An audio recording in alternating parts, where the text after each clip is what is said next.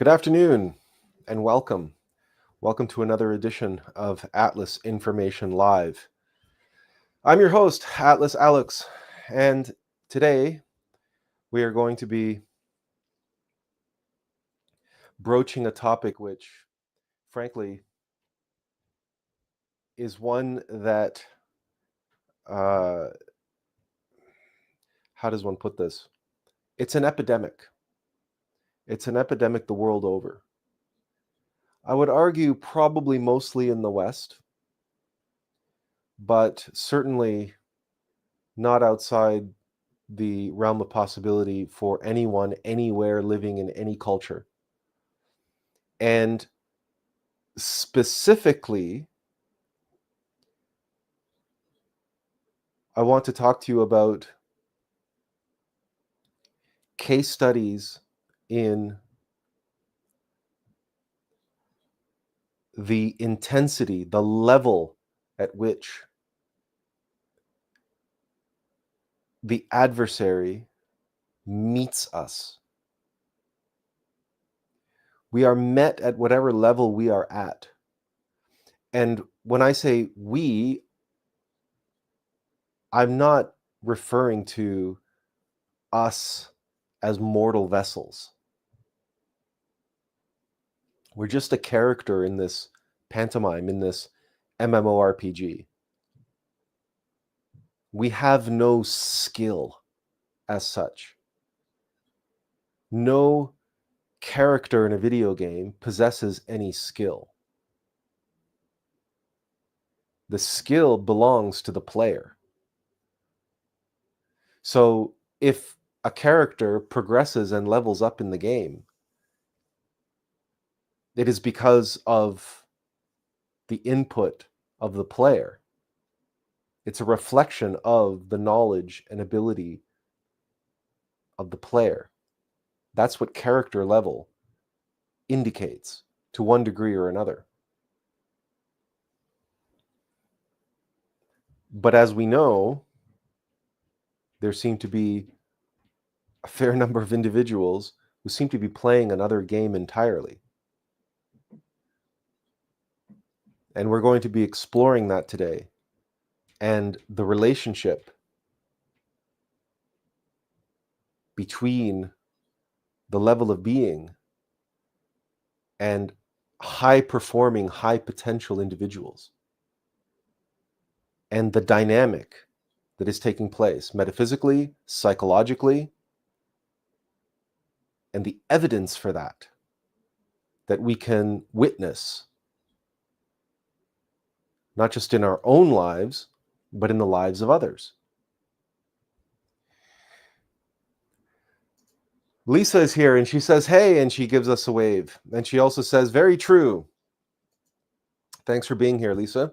Lise, I always call you Lisa, but it's clearly, I don't know how to read anymore.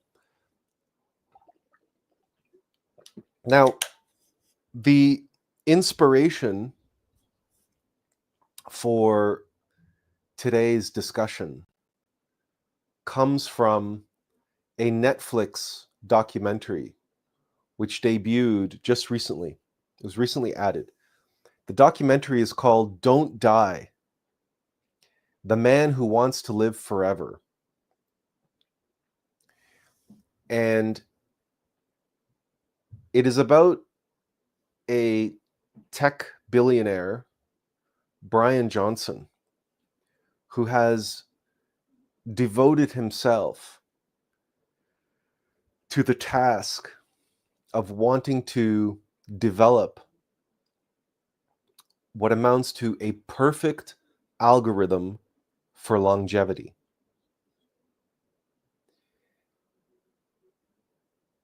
And it is in part his story that we will be using as our primary case study in the exploration of the dynamic that we're here to explore today. So, if you have not seen the documentary, I just want to play a few moments of it. Now, the problem is that it's a Netflix documentary.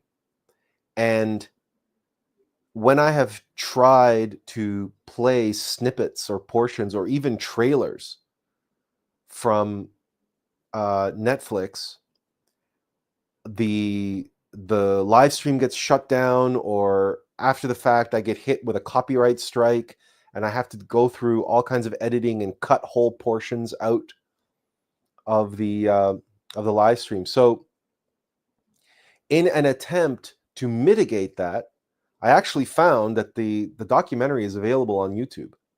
So if you don't have a Netflix account, somebody has put it on YouTube, for better or for worse, for richer or for poorer, and I don't know how long it's going to be there. But here it is. It's I will share the link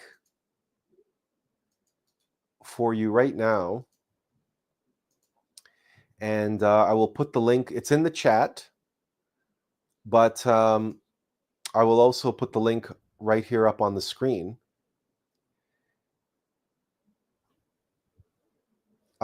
Benjamin says, I saw your post on Facebook and made time to watch the movie. It was very interesting. So that's good. If you had an opportunity to watch it, then that's great. If you haven't, I'm going to play a few minutes of it now, but I'm going to play it with the sound off. With the sound off and the subtitles on. And I'm going to read to you what Bryan Johnson is saying over as the voiceover. So it'll get you acclimatized to the man and where he is currently at. I also have the his website pulled up here, and we can share a little bit about what he's doing there. But obviously, we won't watch the whole thing. We only watch a few minutes of it. I can't do it with the sound on, like I say, because Netflix will come after me, and I don't want to have to deal with that. And it's not so important, the cinematic experience right now. What's important is just to get a sense of the man, who he is, and why he's going about doing what he's doing. By the way, we also there's a few more comments. Lisa said, it is supposed to be functional also, though. And Benjamin said, hi, Attlas. And Lisa asked, is it manufactured? And she said, and I'm not sure what you meant by, is it manufactured? Is what manufactured? His algorithm? Obviously, his algorithm, what he calls his algorithm is, well, we'll get into that. You'll see that in a few minutes. You'll see his morning protocol, for example. He's going to talk through it. And that's the kind of part of the point of going through this exercise and using his using him as a case study, using his life and his decision to do all this as a case study, because it is very telling. It is very revealing. And we don't do this as an exercise to point fingers or judge or condemn. This is not about judging anyone or condemning them or saying, oh, what an ignoramus, or how stupid they are, how foolish they are, or anything of that nature. We're doing this as an opportunity to learn how subtle and clever and insidious the ego is in appropriating and twisting our innermost being's meaning and purpose for our life.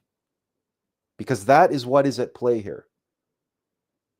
And hopefully, Benjamin, who has watched the documentary, and others who have watched the documentary, I certainly watched the documentary with my eyes open, as it were. And it's as clear as day. It's crystal clear what is going on. It's practically self-evident. But how? Like, identifying what is going on is fine, but that's just the symptom. How is what, how did it come about? How is that which we can identify as going on, how did it come to be? How did it come to pass? How is it possible that that's taking place? This is the crux of what we want to get to today. Not a superficial level, not a level of judgment and condemnation or anything like that.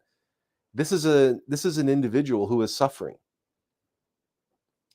And he was suffering before his great epiphany, and he's suffering now. And so he is not in a position where he needs to be judged or condemned. He's in a position where he needs to be helped. He needs to be illuminated as to what is behind this grand project of his, which is to reduce his biological age and increase his longevity. What they euphemistically call here on Netflix, the man who wants to live forever. So let's get into a few minutes. Again, I'm going to play it with no sound, just with the closed captions, and hopefully you'll get a sense of where he is right now. Lisa said that her earlier comment was out of context, and Tiffany says, hello, Tiffany, nice to have you here. So without further ado, I'm going to make myself really small here, and we're going to just play, and I'll just read the closed captioning for you. Now, the other thing you can do is queue this up on your own computer or your own phone or whatever on YouTube and play it. I gave you the link. It's in the chat, but here it's on screen as well. But if we do this, I got to shift it like this. Okay, let's do it this way. Or you just put into YouTube, "Don't Die, the Man Who Wants to Live Forever," full movie, and it's obviously going to come up. And just play it along. We're right at the very beginning, so I'll cue it right to the very beginning, 00. So so while it's playing here, you can be listening to it and hearing his voice directly. That's the best I can do. I would love to play it for you just the way it is, but again, Netflix is draconian when it comes to this kind of stuff, and they will bring the hammer down like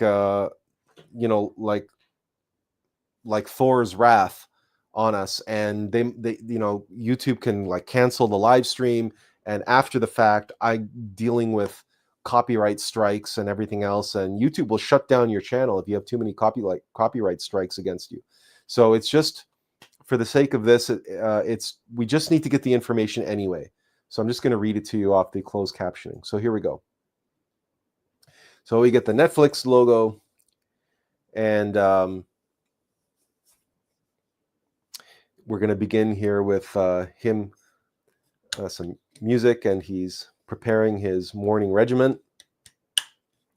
And the voiceover: "Talent is the ability to hit a target no else can. Genius is the ability to hit a target no one else can see. In the early 21st century, oh geez, man, this is harder than I thought it would be.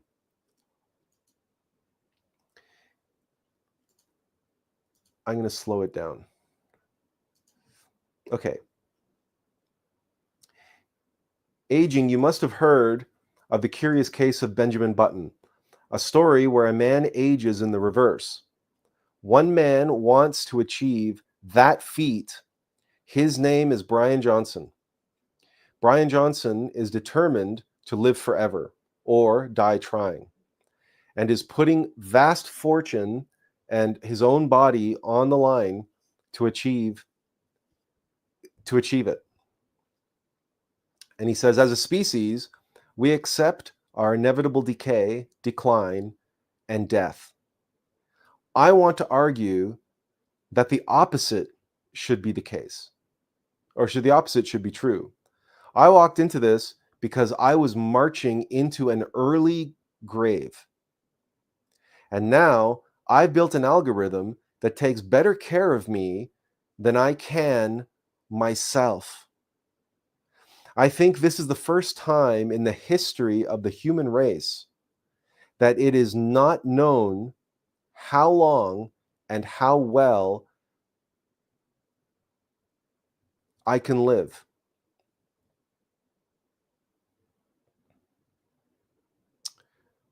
Okay.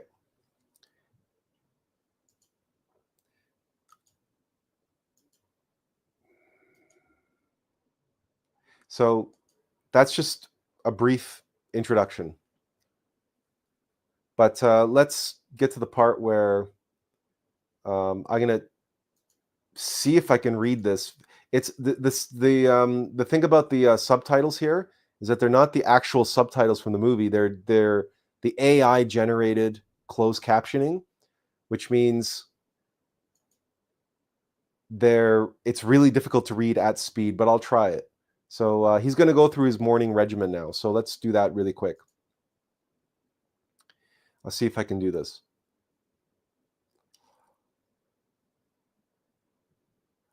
Pretty soon he'll start talking here.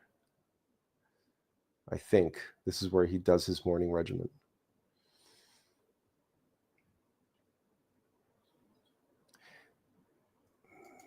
No, that's not it.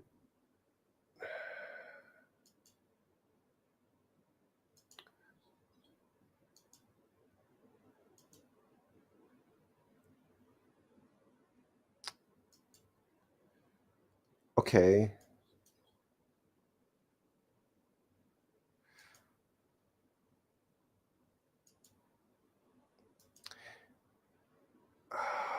It's right here. Okay, so he does different things I do in any given day that the body has asked for to be in its ideal state. And that begins in the morning when I wake up.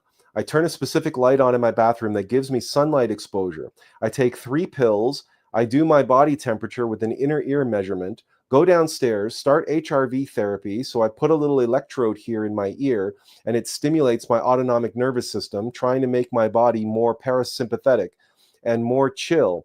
I take 54 pills with a concoction that I call the Green Giant. I put a cap on my head for hair growth that has 312 laser diodes. Then I work out for an hour, come in, eat a few pounds of vegetables. I do some high frequency electromagnetic stimulation on my abdomen. I do 12 minutes of near and red light therapy to accelerate healing. I do audio therapy for my hearing regeneration. I have my last meals to eat before 11 a.m., 34 more pills to take. There's protocols throughout the day here and there. And then my nighttime routine. By doing Blueprint, one of the key objectives is to achieve the lowest possible biological age. So just like a tree has rings, we all have a signature inside of our body of our age. After doing Blueprint now for 2 years, I've reversed my biological age 5.1 years. I have 50 perfect biomarkers, have 100 biomarkers where I'm less than my chronological age, and my speed of aging is 69, which means for every 12 months, I age 8 months. In terms of how far this goes, it's open-ended. We have no idea, but I want to take my speed of aging to the lowest possible. Okay. All right.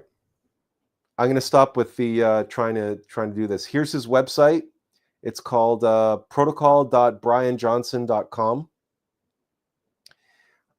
It's got all of his biomarkers. He's got a number of books here that he's giving away for free on his website. And well, he just goes on and on and on and on just with the information. Okay, that's at let me put that link here in the chat and on the screen. The details of all of this is not the point of today's live stream, but I think it is only fair to, if we're going to be talking about somebody and what he believes his life's work, his mission in life to be, it is only fair to do justice to him and allow him to tell his side of his story. And that's what he does in the Don't Die documentary.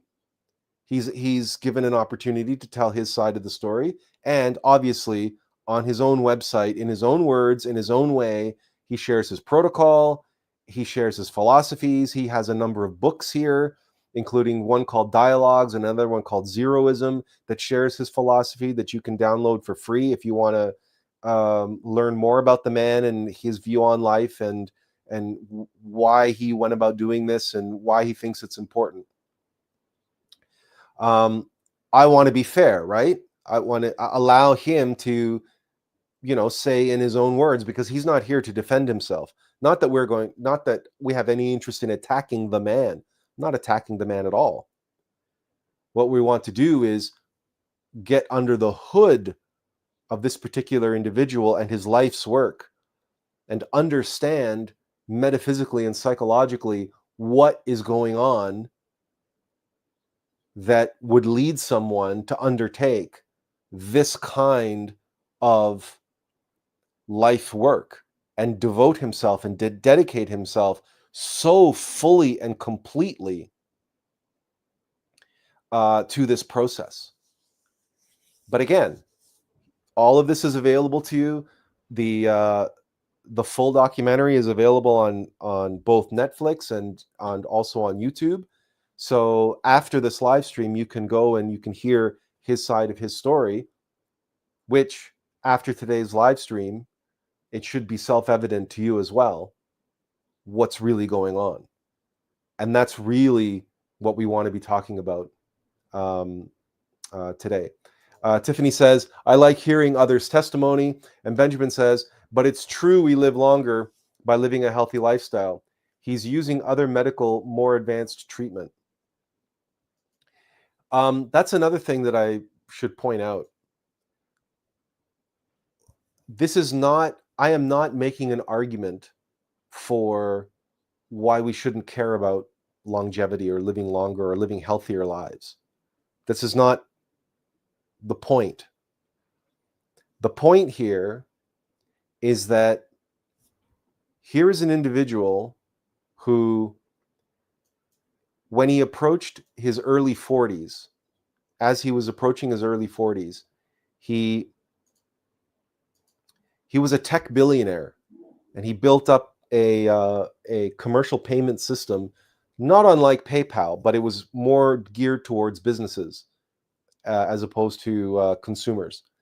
And he ended up selling that business for something like $24 billion or something like that, if I remember the sum correctly. He got divorced from his wife, and he was what he would say that he was overweight, although he was not obese by any stretch of the imagination. And he would say that he was marching towards an early grave, but mostly he was suffering from a kind of mental anguish. He had what most people would describe as a kind of midlife crisis, where he woke up one morning and he realized, I'm not doing what I'm supposed to be doing with my life.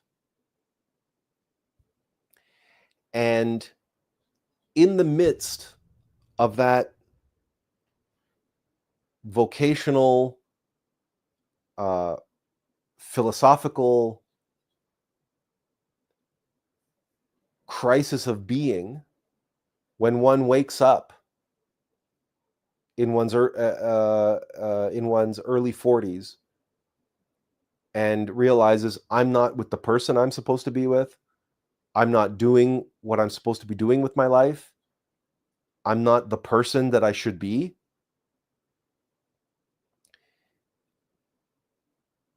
one is in a very volatile state. that state puts us in a transitional modality, a mode of death and rebirth, a time of metamorphosis where we are fundamentally changing, a shift in attitude, a shift in beliefs, a shift in priority, a shift in consciousness. But any time that sort of volatility is at play and we become very susceptible and impressionable, we are more open to possibility, yes. We are more open and receptive to change. And in fact, he said, like, he was raised a Mormon in a Mormon household, and he prayed but he says in the documentary that he imagined himself making a deal with the devil, a deal with Satan, whereby if only Satan would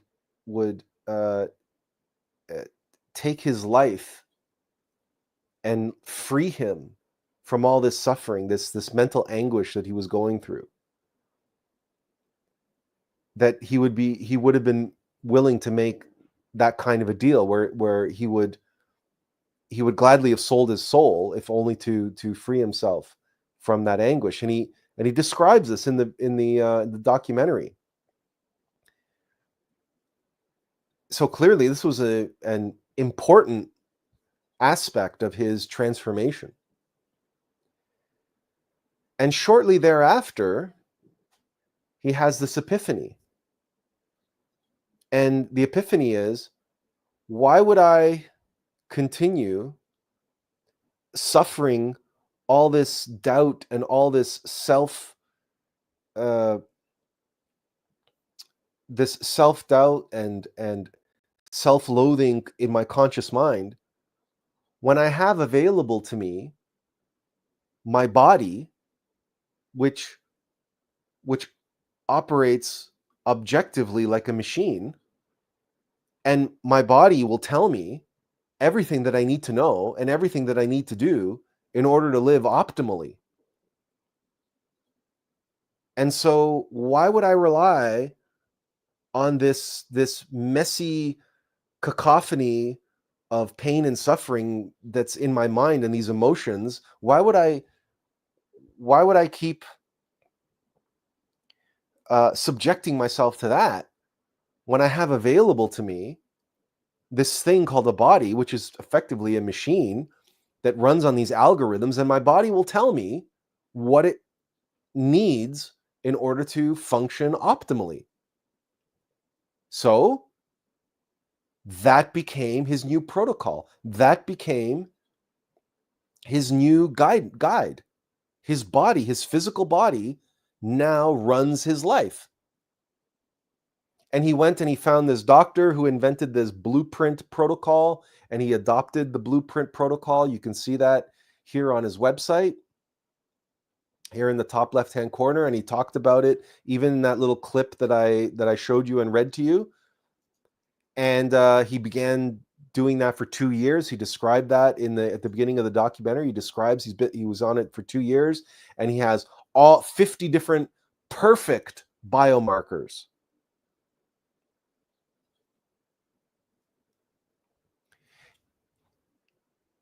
And in the course of the documentary, he describes how he's never been healthier, he's never been happier, he's never been more content, and he has this profound meaning and purpose in his life to share all that he has learned with others.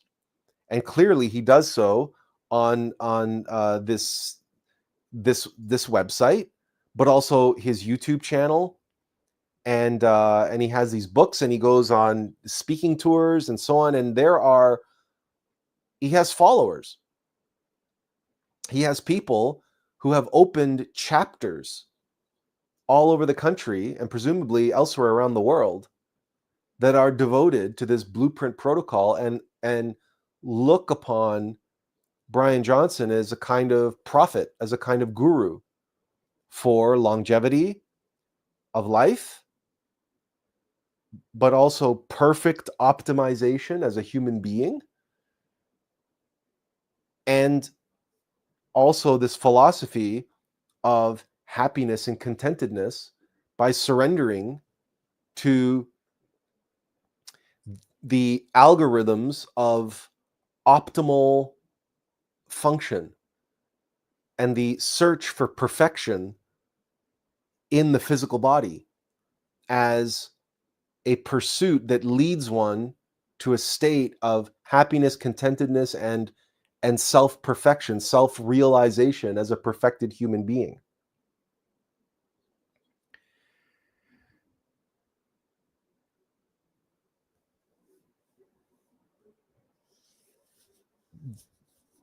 Does any of this strike anyone as being strangely familiar? As this sounding like that rhetoric, that kind of language, but used in a metaphysical or a spiritual context? But do you see how it's the same goal? Perfection of the self, self-realization, becoming a better version of yourself, or the best version of yourself that you can. But Bryan Johnson has taken all of that and applied it to the level of the physical body.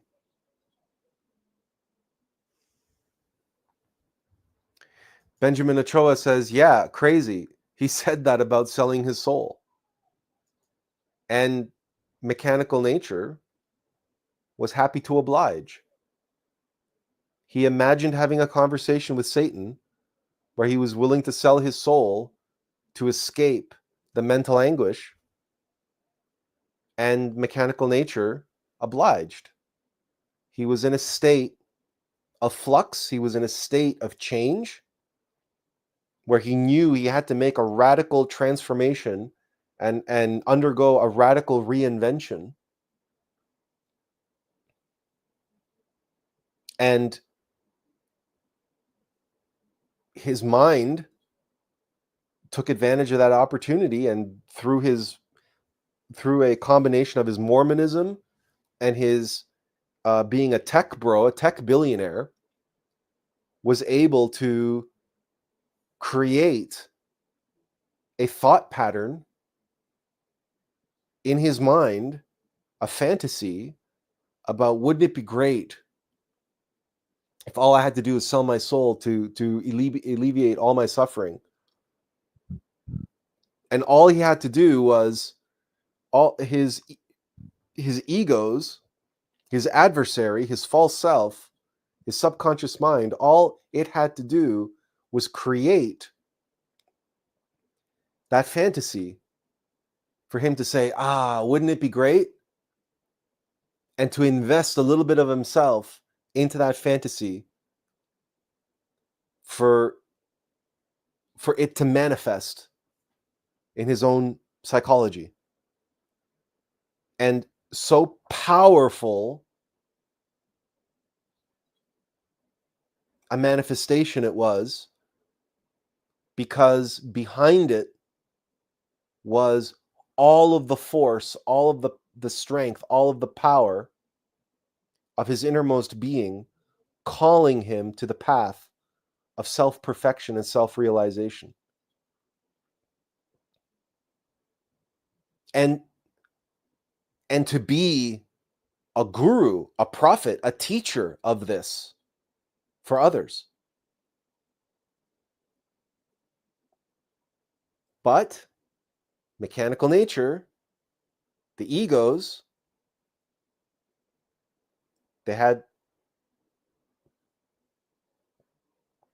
in the midst of his pain and suffering, they offered him an alternative. Satan came along and said, here's the quick and easy path. We have this thing called your physical body, and it's a machine, and machines are objective, right? Machines function objectively. There's no opinion in a machine, right? You turn the switch on or you turn it off.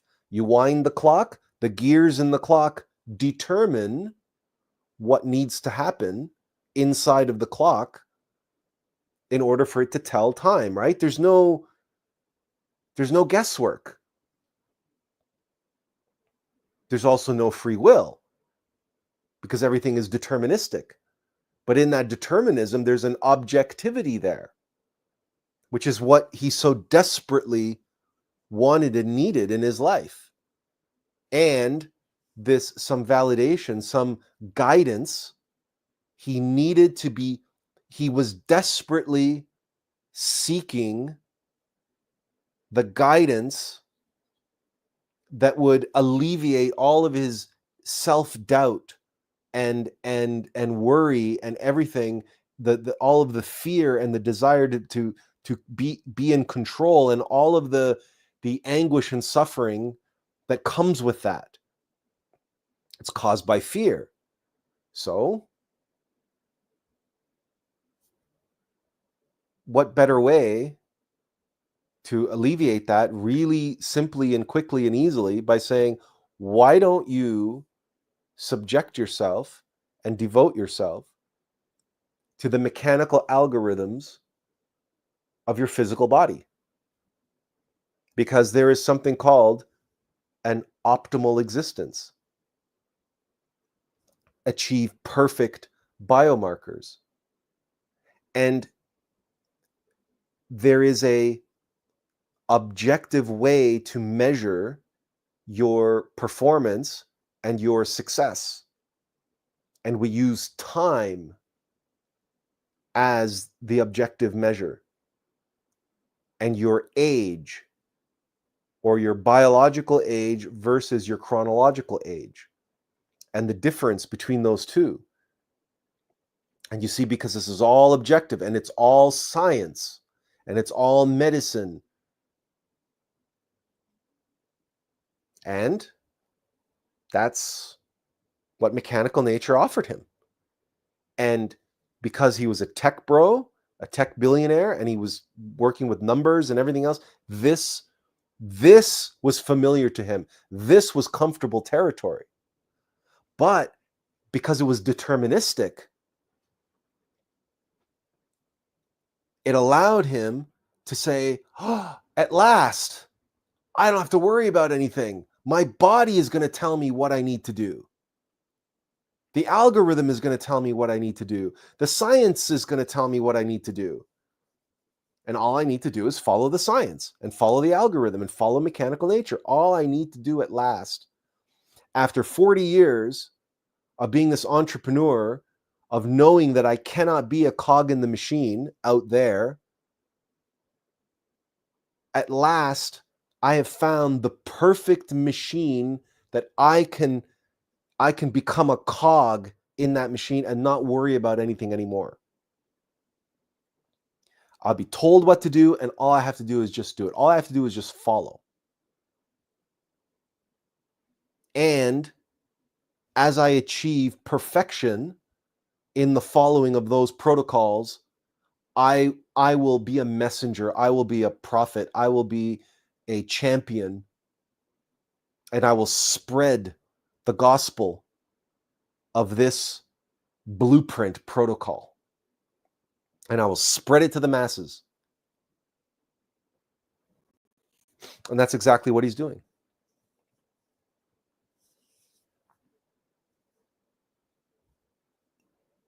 And that is exactly, you can see in his life, and what he believes his life work to be, the shadowy reflection, the mechanical, subjective, Black Lodge's appropriation and filtering and twisting and corruption of his innermost being's calling to him to seek perfection, to commit himself, to surrender willingly, to be life, Lief, Belief, which I've explained in the past. It's Middle English. To serve willingly, to sacrifice willingly. Because that's what he longs for. In his heart, in his soul, he just wanted to be told what to do. He just wanted to follow. And follow the path that would lead him to perfection and lead him to freedom from suffering. After all, that's what the path is about. Liberation from suffering and to help others find the path to liberation from suffering. Liberation from suffering for self and all beings. And we do that through surrender, through service, by following the breadcrumbs laid out for us, by following the guidance of our innermost being, by following the tests and trials and ordeals presented to us by our Divine Mother. But that perfection is the perfection of the self. It is the perfection of the human soul and the divine soul, the perfection of the monad, the perfection of the player who is here to perfect through us playing the game.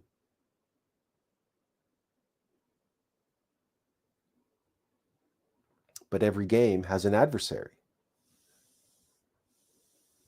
Every game has an opponent. In other words, every player has an opponent. And that opponent, that adversary, scales according to the level of our player.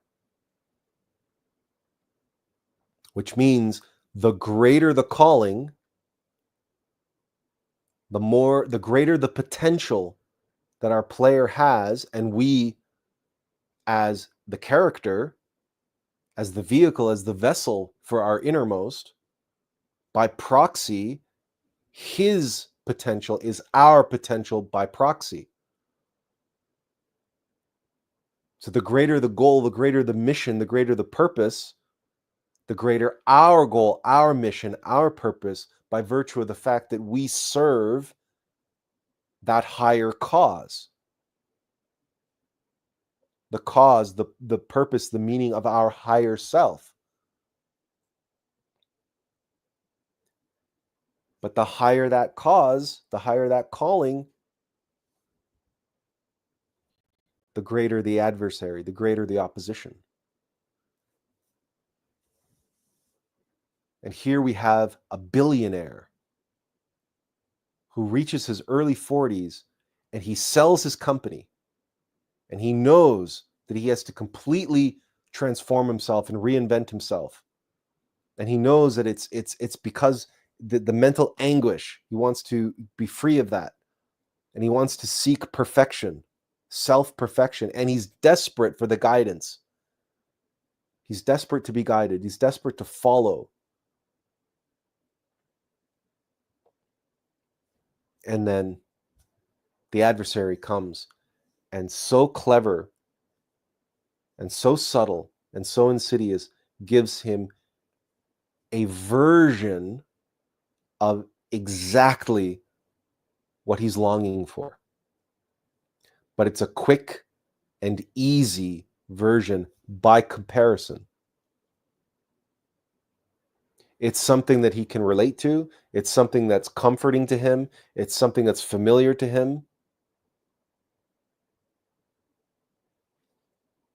It's something that takes advantage of the fact that he's spent the last 40 years of his life in a world of science and technology and numbers. So it completely and totally captivates his intellectual mind. It's something that he can lose himself in and devote himself to fully and completely, and feel as though he is fulfilling the search for objective truth in his life and guidance from a source of objective truth, because what could be more objective than a machine? Free of emotion, free of any thought, free of any opinion, free of any, right? Your body just knows what it needs to function optimally. Your body just wants to survive in the most optimal way possible. What could be more pure and objective than that? And that's how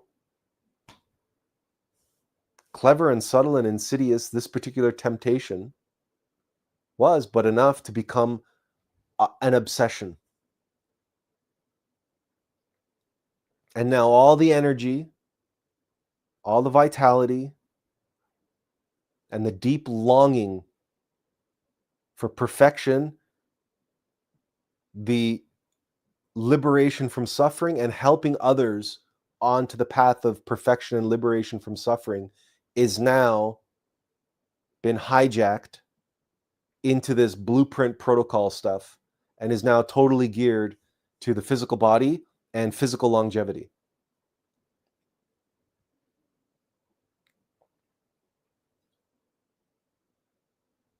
I've now said the same thing 3 or 4 times using slightly different language. Why? In order to drive home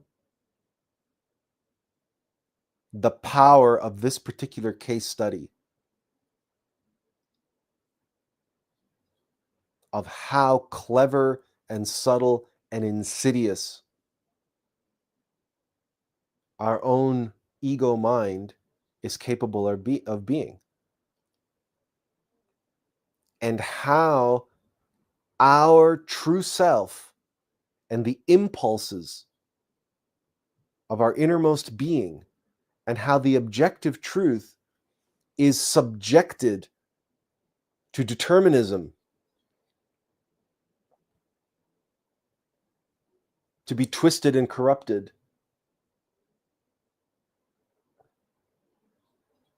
But at the core is still the objective truth, the perfection of the self, the achievement of immortality,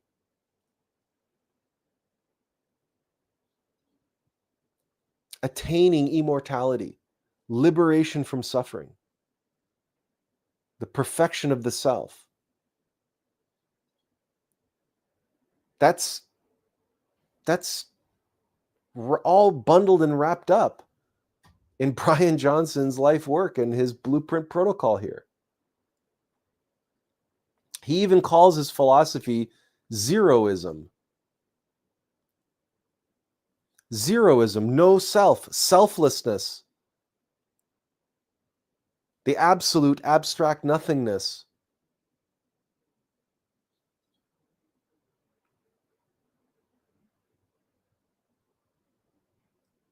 And yet, one of the founding pillars of his philosophy of zeroism is STEM: science, technology, engineering, and math.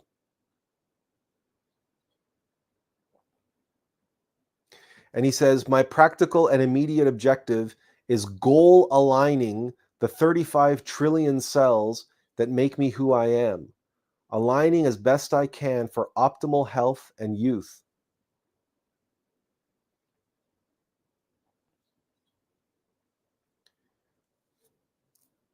It's all aspirational, but it's all contained and trapped inside the subjective self, the physical, mechanical self, which is not only an illusion, there's no way it's ever going to live forever. This is a complete delusion. This is a complete fantasy. This is it Prometheus, right? Who flies too close to the sun on wings made of wax. This is a folly. This is a pursuit that is doomed to fail by its very definition.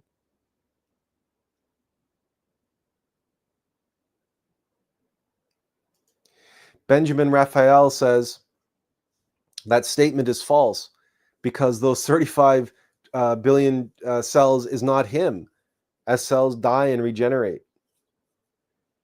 That's an interesting point, because we are always, all the time, dying and being reborn in our physical body, and that's true. Cells constantly, bacteria as well. Bacteria live for only a few seconds, and then they die, and that's where they're constantly reproducing. But this is the whole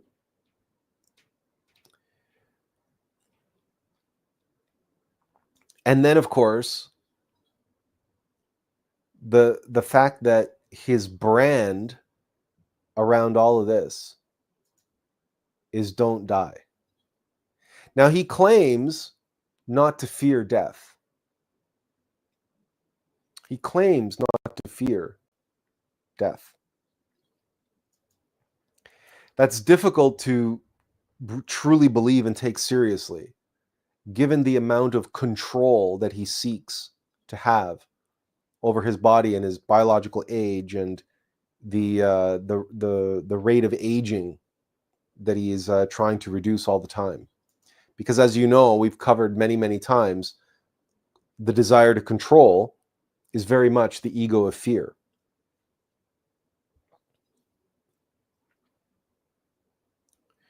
But again, it's not so much, today is not so much about bashing Bryan Johnson or doing an in-depth psychoanalysis of the man. The point was to look at how ego hijacks meaning and purpose and twists and corrupts it into its opposite. So when he says don't die, and that's his brand, that's the motto, that's what he puts out there. He has t-shirts made that have "Don't Die" printed on them. This is the crux of his message, which is the polar opposite. It's 180 degrees in the other direction of what is required in order to achieve genuine perfection of the self, and immortality, for that matter, genuine immortality, and to become truly perfected soul. The false self must die. We must undergo a process of psychological death. And in a very real way, he did undergo that kind of a death. Everybody who experiences a midlife crisis and completely transforms their life such that they're barely recognizable as they enter into their 40s, or they are now in their mid 40s. They've reinvented themselves.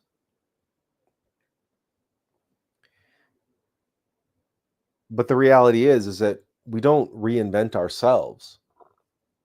We are reinvented. And we are reinvented. We are reborn. Or we are reinvented. And to say we are reborn, it means our old self dies, and what is born within us is not of that false self. It is our higher self who is now taking command and control of our life. And we get our old self out of the way. And what we thought we wanted to do in our old life and our old goals and so on and so forth. However, we know from experience, from case study after case study after case study, perhaps people in your own life, perhaps your own life, people you have known who have hit their early 40s, somewhere around that time period, and they fly off the handle and they lose all grip on reality, and they go get a divorce, or they get a mistress, or they buy an expensive sports car, or they quit their job, they go off on a vacation. So people who lose their mind searching desperately to reinvent themselves, grasping at straws, searching desperately for something that will make them feel alive again and make them feel purposeful and meaningful, that their life has meaning and purpose. Because what's calling them from within is their innermost being calling them to a life of meaning and purpose. Their innermost being is calling them to let go, to abandon, to leave that life behind. Wayne Dyer experienced just such, he didn't call it a midlife crisis, but he experienced just such an epiphany. He used to talk about it in his live talks. And in The Power of Intention, in that program, he described it quite specifically, that he hated his life, he hated his wife, he hated his practice. He was was a psychiatrist or psychologist, one of the two, but he had a practice and everything. He had this office that was filled with all of these medical books and psychology books and everything else. And one day he just went and took the key, and he closed the door, and he stuck in the key, he turned the key, and he walked away from the building, from his practice, from his life, from everything. He just walked away. And he said in that moment, that old Wayne Dyer died. And that old life died.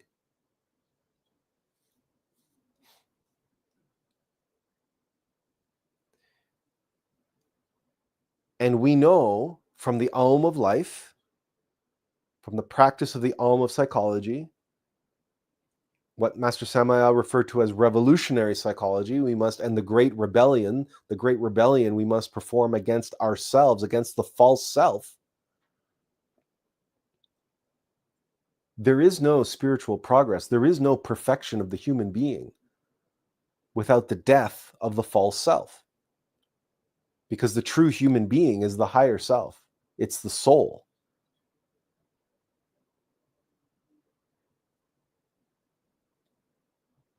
So here we have someone who was called to perfect himself and called to become a champion of self-perfection and called to show others and teach others the path of discipline, of commitment, of following the guidance of objective truth. And the Black Lodge said, wow, we got to get this guy. We got to get this guy on our side. And now, this is his motto. He's a champion of exactly the opposite of what he should be, the message he should be spreading, and the protocols that he should be practicing. The blueprint, the protocols, the blueprint of the saints, the masters, the avatars that are there for him to follow, and the great archetypes of literature and mythology and scripture that are there for him to follow, that are there for all of us to follow. The blueprints are there, and the protocols are there. Self-observation, self-remembering, meditation, pranayama, white tantra, sexual magic, right? White tantra. Prayer, mantra. The protocols are there. Imagine if every day, every morning, he woke up and he practiced metaphysical protocols with the same discipline, the same fervor, the same commitment, the same devotion that he practices his physical, scientific, medical protocols. Imagine what progress he would have made in those 2 years. Imagine where he would be now. Imagine what he would be promoting and advocating for among his many followers. And there's no reason why he couldn't also be in the best shape of his life, and that he couldn't also have the best sleep and the most happiness and contentedness. There's no reason why he would have to have given out any of that up, because the so-called happiness and contentedness he has is a false happiness. It's a false contentedness. This whole scheme that he's fallen into, that he's fallen for, allows him to suppress all of his emotional, mental anguish and emotional suffering. And it's just been pushed deep, deep into the subconscious mind, and has fueled his devotion and dedication to this physical protocol. It's basically, he's just reconfigured the egos inside of him, the Black Lodge inside of him, simply reconfigured the triad of mental body, emotional body, and motor, physical, sexual body, right? So normally most of us live with our head on the top. Most of us live in our head most of the time. And it took nothing for the egos to simply take that wheel of mind, heart, and body and rotate it so that the mind and the heart are at the bottom, and now the body's at the top. That's all. That's all it took. Just a reconfiguration. But nothing has changed, and he has progressed in no way, shape, or form has he progressed. Physically, he's progressed physically, but there will come a time when he will start to regress, because we might as well point this out. Longevity is not a physical phenomenon. It's not. Old age is not a physical phenomenon. It's a metaphysical phenomenon.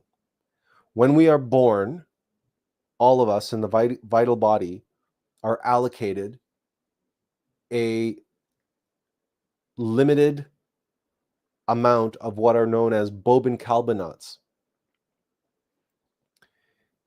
These are packages of energy. These are packages of vital energy.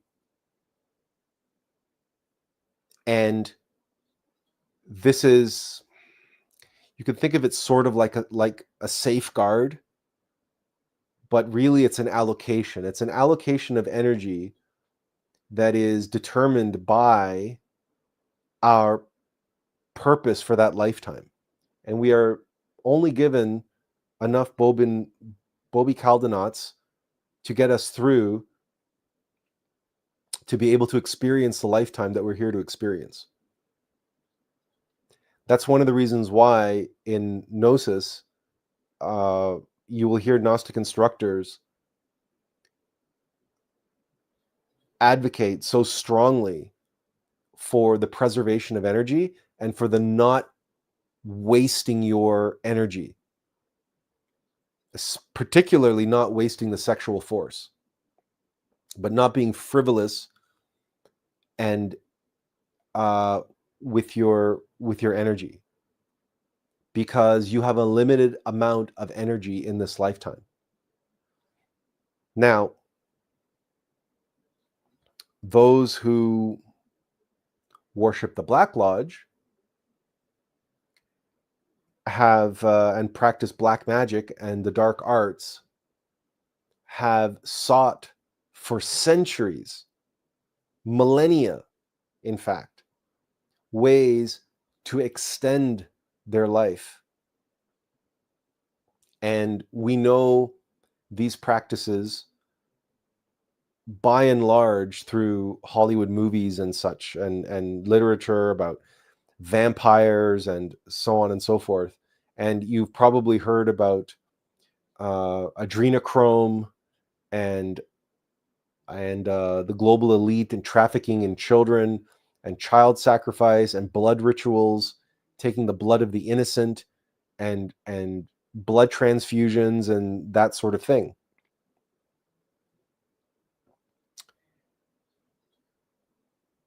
Not ironically, something similar to that takes place in the documentary Don't Die.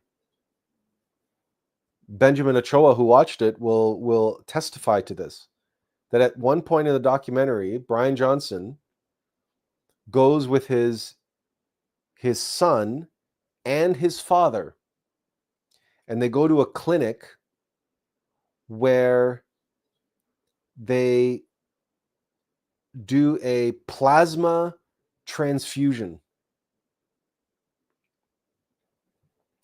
where Bryan Johnson gets a transfusion of plasma from his son, and he gives a plasma transfusion to his father. Because according to the science, if you get a plasma transfusion from a younger individual, it helps for longevity and health and so on and so forth. There's all sorts of rationalizations why they did this. And in the movie, they make it, they allow the moment to be this sort of sentimental bonding between 3 generations of men in the family, from grandfather to grandson, and in the middle is Bryan Johnson, the great guru of the of this longevity protocol.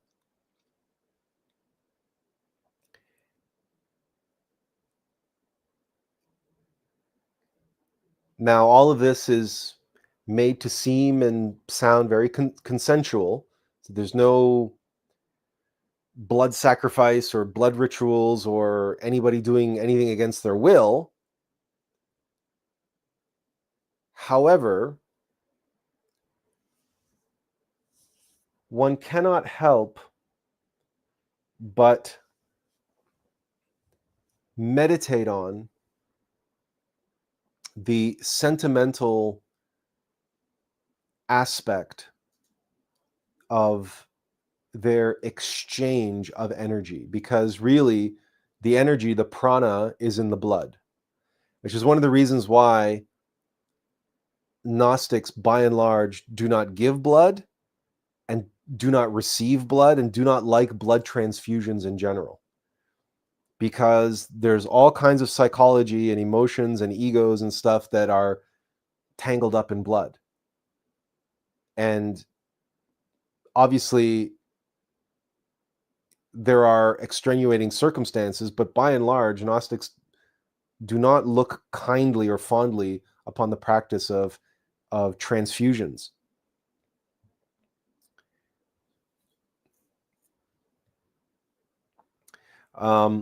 Before I continue on this present thought, Tiffany says, Gnosticism and Chinese medicine practitioners are of the same vein. Our kidney essence we're born with is just that, the amount we're born with. And she says, energy can be cultivated, but even with this, it is our kidney essence that determines our vitality. Yeah, so there are different kinds of energies for different uses, but the energy that gives us our vitality, meaning our longevity, you can't mess with that. Only through the ways that, only the black magicians and the blood rituals and the blood sacrifices, they have unnatural ways of extending life, and it is, generally speaking, through the blood. Now, in the film, and this is what I want to get to, there's three men, okay? There's we'll call says there's father. This is Bryan Johnson. There's his son, and he's his name is difficult to pronounce, but it starts with a T. And then his father, the second father. So we're going to say the grandfather. So this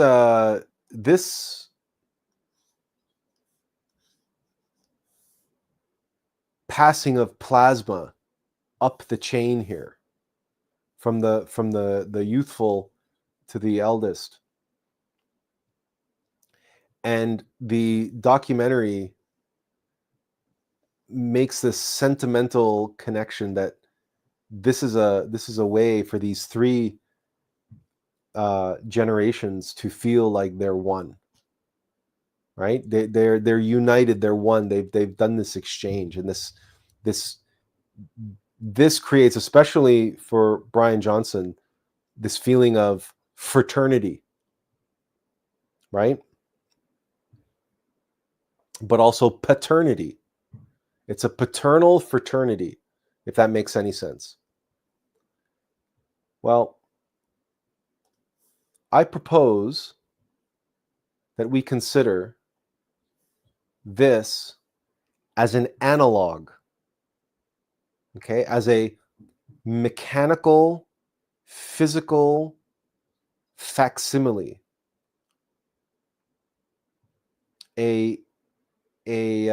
another way in which the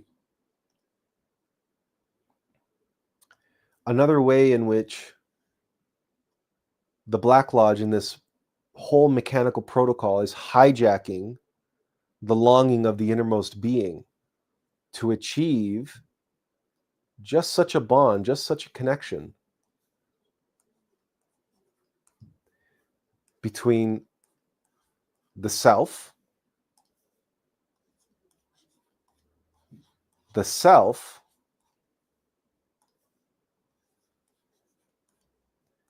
and the Christ, the father of all fatherhood, the being of beings, right? This is the being. This is the mortal vessel.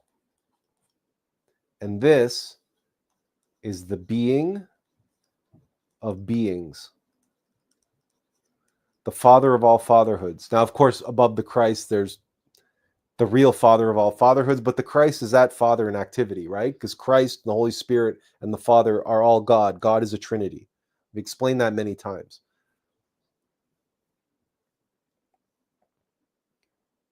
The union of all three of these is a truly perfected human being. It's truly a human become God. This is the resurrected Master. This is the resurrected Jesus Christ. But it's three selves. It's three generations. And even Jesus constantly referred to my Father in heaven. My Father in heaven. And it doesn't matter if he was speaking as the mortal man or he was speaking with the voice of his innermost being. And it even doesn't matter if he's speaking with the voice of the Christ, because even the Christ has a Father in heaven, the absolute. So when we have this relationship from son to father to grandfather, and this sentimental feeling of all this, the bonding and the specialness of this, that we exchanged plasma. Well, from the mortal to the being, to the Christ, to the absolute, it's an exchange of gnosis. It's an exchange of experience. Because the being cannot have an experience, a 3D experience, without a 3D mortal vessel. And the individuated essence of the Christ is an individuated experience. It's individual special experience. And that becomes the contribution to the perfect multiple unity, the being of beings. In the same way that every cell in our body is an individual cell experiencing existence on an individual basis. But all of the functions of all of those cells that are occurring individually contributes to this overarching being that we experience as a self. But we're not a self, we are a multiplicity. Same as the Christ. But it's a multiplicity of souls, a multiplicity of monads that are all contributing their experience, their conscious experience of reality. So there's a flow of consciousness, there's a flow of energy. And it's always it's going from the low to the high, then from the high to the low, because we're talking about wisdom and knowledge. So there's a flow of gnosis that goes in the other direction. But then there's also a flow of gnosis that goes in this direction, which relates to that experience. So the experience goes up, and the gnosis, the knowledge of that experience, goes down. But there's knowledge in the experience, but the actual interpretation and understanding, the comprehension of the knowledge of the experience goes from high to low. And that works on this side too, because the questions and the changes generationally go this way, but the wisdom of the elders, the wisdom of the past, flows this way, from father to son. But with each generation, grandfather, father relies on the next generation to stay connected to the era of the epoch of the moment. So in the same way that since I was a child, since I was a teenager, I've been helping my father navigate this whole world of computers. And without me, my father couldn't have a cell phone. He couldn't have an iPad. He couldn't have a computer. He wouldn't be able to make heads or tails of it. When everything's working normally, it's fine, right? But when things go awry, he's a fish out of water. He doesn't even know what to begin to do when things are not working. But when I was a teenager, and my brother and I, we got our first car, and it came to doing the maintenance on our car, well, obviously the knowledge flowed the other way. The wisdom of our father, who was an engineer and everything else, and he showed us how to, and he taught me how to use tools, and my mother taught me how to cook, and so on and so forth. So there's knowledge and wisdom. There's an exchange of that happens from generationally, father to son, mother to daughter, mother to son, et cetera, et cetera. But all of that is a reflection, as above, so below. That's a reflection and an analog to what's taking place inside of our own psychology and inside of our own metaphysics. And I just felt it was important to point out that in this longevity protocol of Bryan Johnson, there was an analog that the Black Lodge came up with to put even more of a rift, even more of a block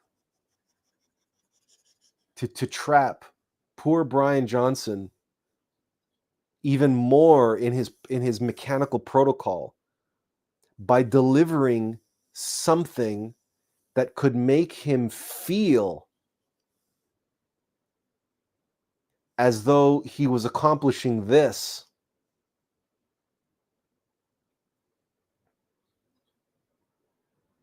by doing this plasma exchange that made them feel all sentimental about, oh, we are one and we are connected to each other and we have this intimate connection now, and so on and so forth. This is how clever the Black Lodge is. This is what it does. This is what AI does. It takes inputs, it takes knowledge of reality, and then reconfigures it and presents a fantasy of dreamlike quality to hypnotize us with. This is the mind, the mechanical mind, under the influence of mechanical egos, which are just algorithms, which is exactly what Bryan Johnson asked for and got. He got these mechanical algorithms that he's now devoted and dedicated his life to, that he says that have transformed his life and has made him happy and content. It really is an exercise in ignorance is bliss.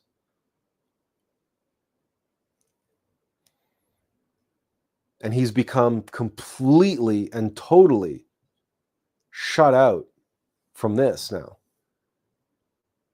But all of this, the reason why this is working so successfully for the Black Lodge is precisely because this material, mechanical, physical analog, this substitution,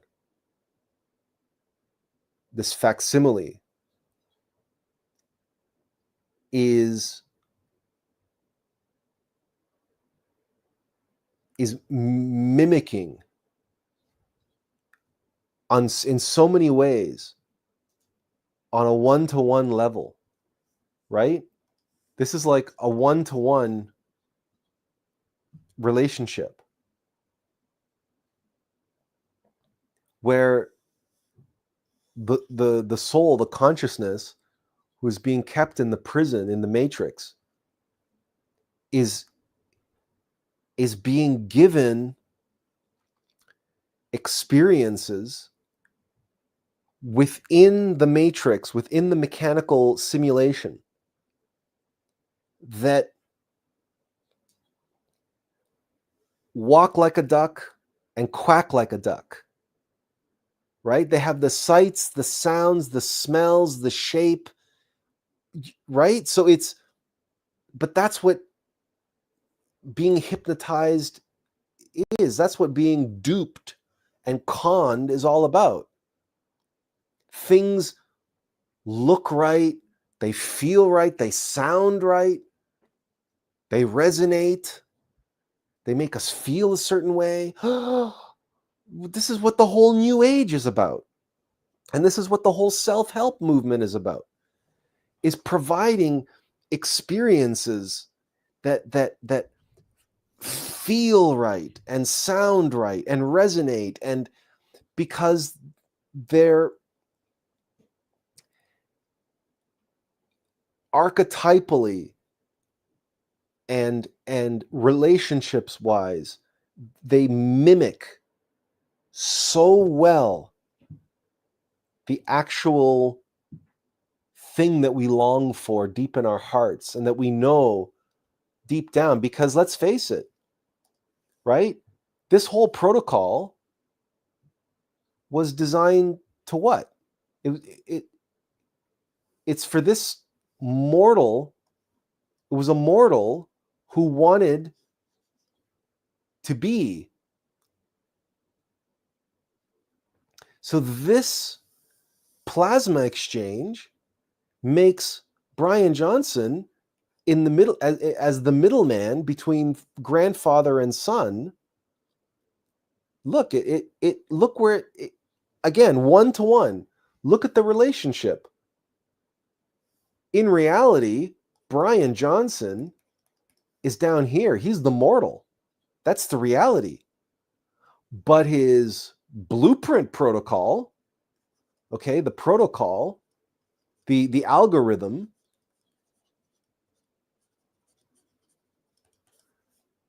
makes him feel like he's here.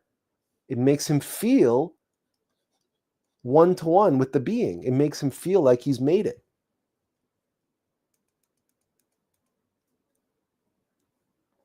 And all New Age and self-help protocols do this, by the way. That's what makes them so powerful, because it makes the mortal, through mystic pride, it makes the mortal feel like they're already here.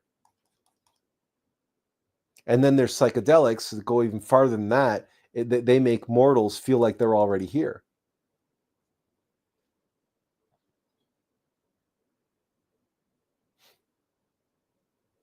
But this example from this documentary with the plasma exchange, there's no New Age stuff going on. There's no self-help stuff going on. There's no mystic pride. There's none of that, right? It's just exchanging plasma between 3 generations, but they make of it this ritual, and they apply to it this sentimental importance and pseudo-spiritual importance, based on what? Based on the relationship between the mortal self, the true self, the being, and the being of beings, the Christ.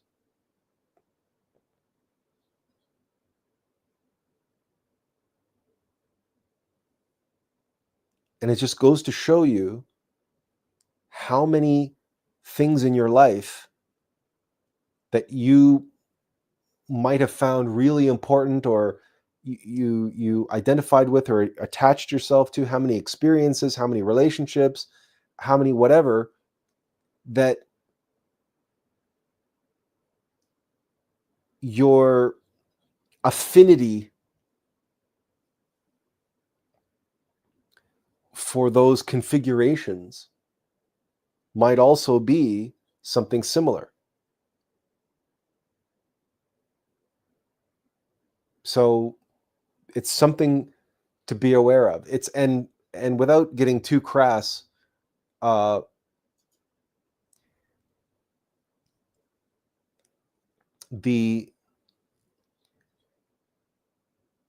you may be aware, one of the most popular types of fantasies in pornography or in erotica is the fantasy of the threesome. The swinging couple who brings a third party into the bedroom.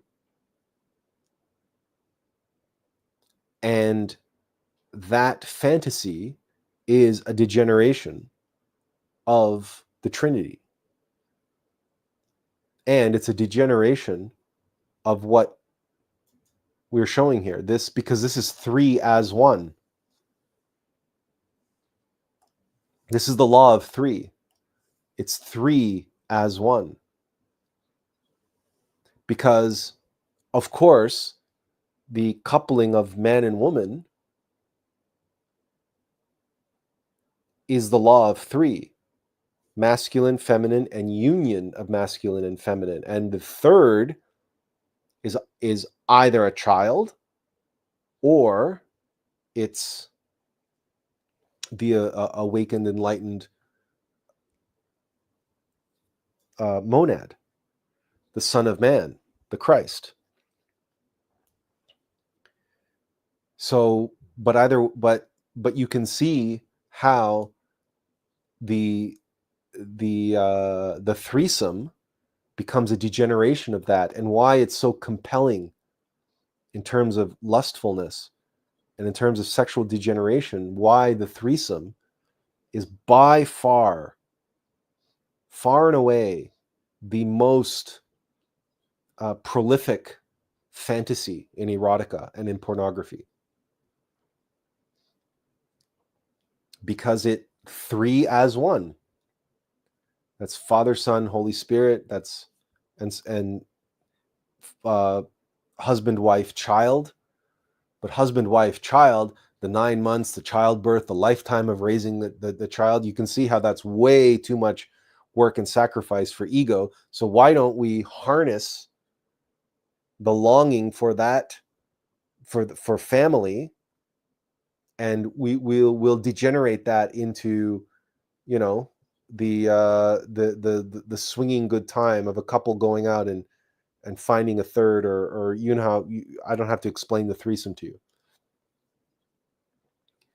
But again, there are many, many, many cases of this where the mind, and under the influence of ego, comes up with degenerated activities that are so compelling because they are mirrors, they are analogs to these fundamental archetypal truths that we all long for. We all long for deep in our heart of hearts. And that's really the point of today's live stream, is that if we are not practicing self-observation, if we are not practicing self-remembering, if we are not practicing meditation, and we are not examining our life, our hobbies, our activities, our beliefs, the things that we identify with or attach ourselves to, past or present, and those aspects of our lives which we can probably very readily rationalize, argue in favor of, explain all the reasons why we need to be doing XYZ.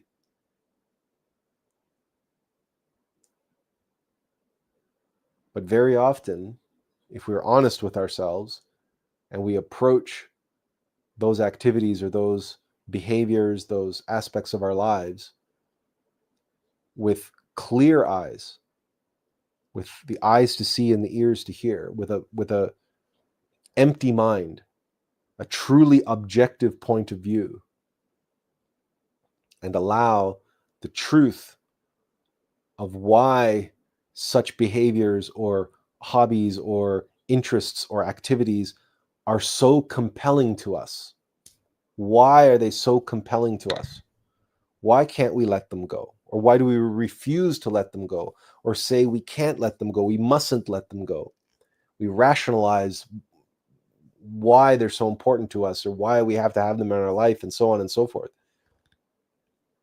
Often, not always, but often, we can uncover that they are a substitute for what we should be doing, what we could be doing. But instead, we're falling into this substitute trap, in the same way that Bryan Johnson has fallen into a substitute trap that is so compelling precisely because it is so perfectly geared and insidiously designed within his own psychology to be overwhelmingly compelling to him. Because so much of it, like what we just drew here, is so analogous. And there is so much in the world that people become obsessed with, that this is reality, this is the way things work. Why? Because when they look at that reality, because of the law of correspondence, as above and so below. They look at, for example, the sympathetic and parasympathetic nervous systems, and then they look at the veins in trees and so on, and they say, okay, that's the answer. That's the foundation of reality.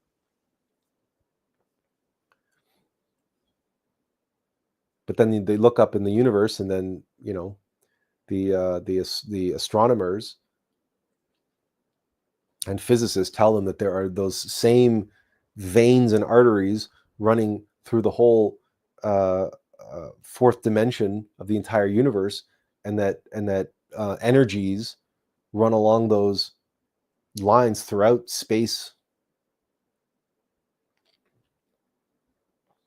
And they say, yeah, I see. Okay. And instead of expanding their consciousness and looking beyond the limitations of their previous conclusion, they double down on their previous conclusion. And this is identification and attachment is a lot of it, not all of it, but a lot of it is predicated upon this kind of exploitation by ego mind of physical phenomenon, mechanical phenomenon that are mechanical material reflections of the metaphysical world,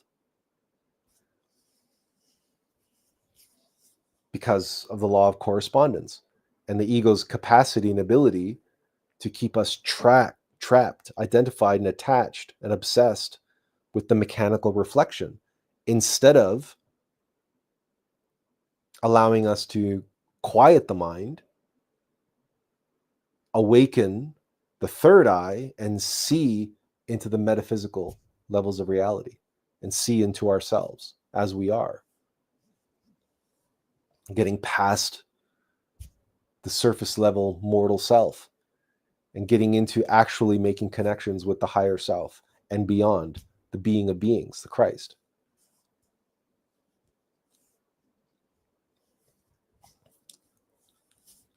Couple questions. Let's get them out of the way. Tiffany says, are there any words you can share about multiple partners practicing white sex magic on the astral plane together? Is this too a degeneration? There is only one way to practice white magic, white sexual magic, and that's between two individuals in the physical space. Like dreaming about threesomes and dreaming about, or I don't know, like multiple partners on the astral plane.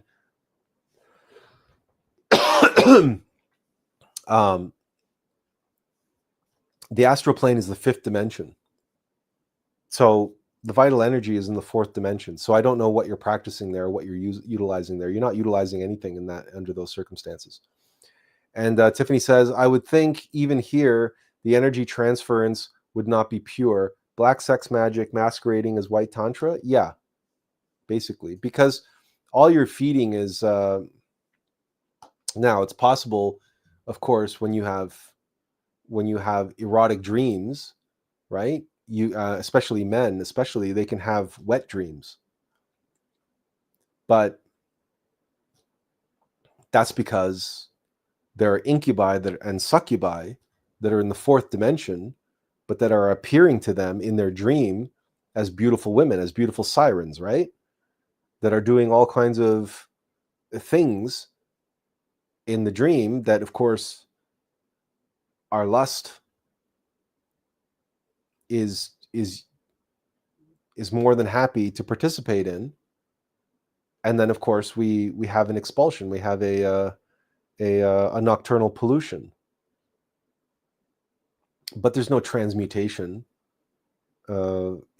capable of happening there, unless, of course, you become lucid. But then, in that event, you realize what's going on, and you wake up. You escape that situation. At least that's certainly my experience, anyway. Benjamin Ochoa says, I guess it's appropriate, or I guess it's apropos to say that the Trinity is so insidiously designed that we become a sort of metaphysical exile?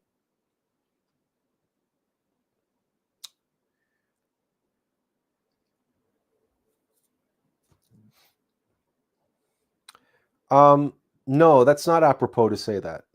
I would not say that. No. We are in exile,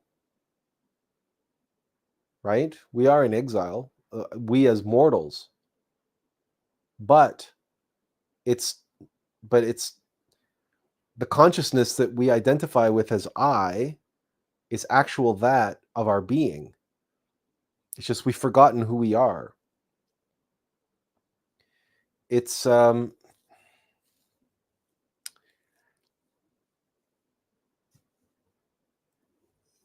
yeah, so we are become a sort of metaphysical exile, but to say that the Trinity is insidiously designed, this is a judgment that does not apply. I don't know where you come up with that, because that's just simply not true. I've explained many times why God cannot exist in any other way but a Trinity.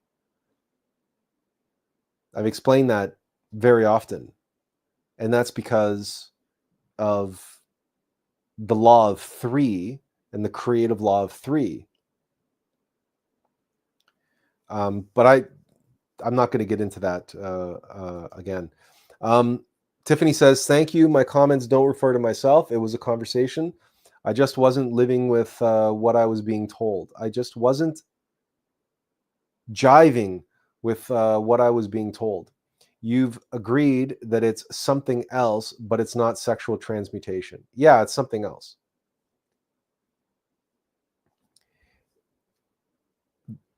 Things that you can do on the astral plane, you can meditate. You can meditate on the astral plane, but sexual magic is a practice that is meant for this level of reality. So if you dream about it, that's okay. There's something to be said for dreaming about it. Clearly it's on your mind. And it's important to you, but you can't practice it there.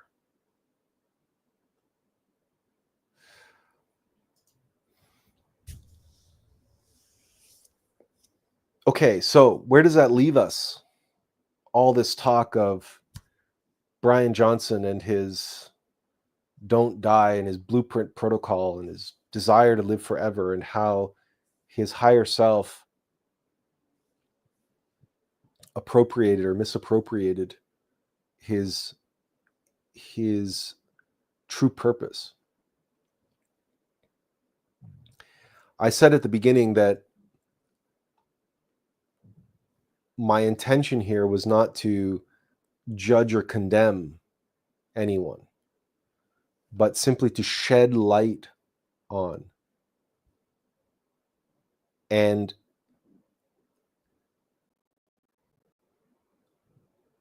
here we see how we can begin looking at the actions and behaviors of many individuals in a new light. And that high performing, high potential individuals that possess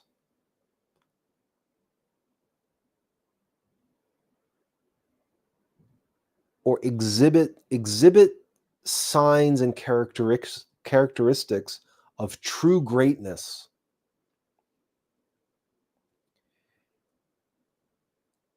they all suffer and struggle with an adversary that is commensurate with whatever level of greatness they have the potential of achieving. I believe I made a post on Facebook uh, not but a few hours before today's live stream where I mentioned the idiom, there's a fine line between genius and madness. And we have this archetype of the mad scientist. And by the way, before it was an archetype of the mad scientist, it was the mad magician, the crazy old man on the edge of the woods outside of the village who keeps to himself, but he's like this old hermit with the long beard and the stick.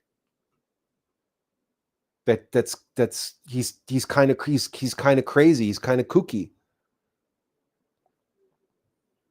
But every now and then, when the village is in a bind, they turn to the old man on the edge of the wood, or the old man living in the cave. This is such an ancient archetype, and it even comes up in Lord of the Rings. In the wizards, there we have, of course, Saruman, who does go mad. Saruman, who is turned to the dark side by Saruman, but we also have Gandalf the Grey, and we have Radagast. And Radagast is the kind of kooky, flower child hippie wizard, right? So these, and this is very much in the this tradition in the East was very popular as well, because you have the crazy old master, and even in the theater you have in the Commedia dell'arte, you had Arlecchino, who is like the trickster. He was the fool. But then you had these older characters. One was Il Dottore, and the old doctor, who was this wise old doctor, but he was kind of like a nutty professor type character, right? He was kind of kooky and off the wall, and he had these crazy, schemes and these crazy methods and remedies and stuff. And in Zen traditions, you have these stories of Zen masters who would like smack people on the top of the head and they were enlightened, and like this. And if you watch anime at all, you will have encountered the crazy, wacky master. And this is directly translates into the character of Yoda in Empire Strikes Back. When Luke first meets Yoda on Dagobah, Yoda is doing what? He's playing the wacky, kooky, crazy old nut job who lives alone in a hut on in the woods, right? In the crazy jungle of this jungle planet of Dagobah, right? He's living in exile. This kooky, crazy little old man. This little old, right? This is taken directly from these Asian traditions, these Zen traditions of the crazy old master who pretends to be crazy and wacky. And then you have, in the Chinese pantheon, right? You have the drunken master, right? So not only is he crazy, he's kooky, but he's always looking for a drink.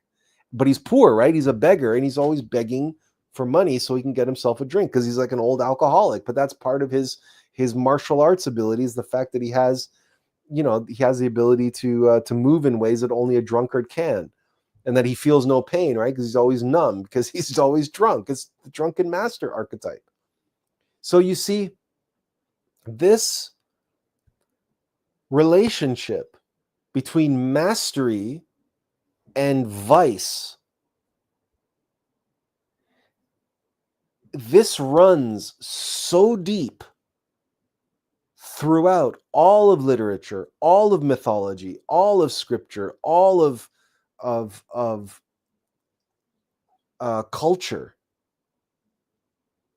and all of life. We are all of us, intimately dancing with the devil. There is no great, grand gulf between good and evil. It doesn't exist. The difference between good and evil is a hairline. It's a slip on a banana peel. And we have idioms like the line that separates genius from madness is a hairline. And we have idioms like the higher they rise, the farther they fall. We have these sayings for a reason, because all Greek tragedy, all opera, all of Shakespearean tragedy, all tells those stories of great men who rise to great heights only to slip on a banana peel because of some vice, some tragic flaw. They go tumbling into oblivion. And they fall from those great heights into the very depths of hell itself. These are all telling the same truth, the same universal story. And Leah de Tanacour says it's balance. It makes no sense, if you're a chess master, it makes no sense for you to play someone, an opponent, who's levels and levels and levels behind you. Likewise, it makes no sense to be matched up against someone who's levels and levels and levels above you, because they're just going to slaughter you. What makes sense is that you enter the game and the game responds commensurate to your level, give or take, so that you are challenged but not overwhelmed. You have an opportunity, you have the potential to rise to the challenge and overcome and defeat the challenge and thus make it to the next level. But according to the Alm of Life, because we're talking about the spiral archetype of the Alm of Life, in the development and the rising, well, let's try that again. We'll go a little bit slower, try to draw a little bit better. As you can see, this is why I never became an artist. Okay. So in order to achieve these higher levels, right, you have to first descend into the lower levels of hell. And as Leah's comment says, this is just self-evident. Once you just have to comprehend the Alm of Life. If I'm here at this level and I want to get to the next level, I have no choice. I have to follow this line down to this level of hell first. And then I defeat whatever it is, whatever my opponent, my adversary is at this level of hell. And then when I defeat it, I can then rise and continue. And now, right? Now I can get to the next level in heaven.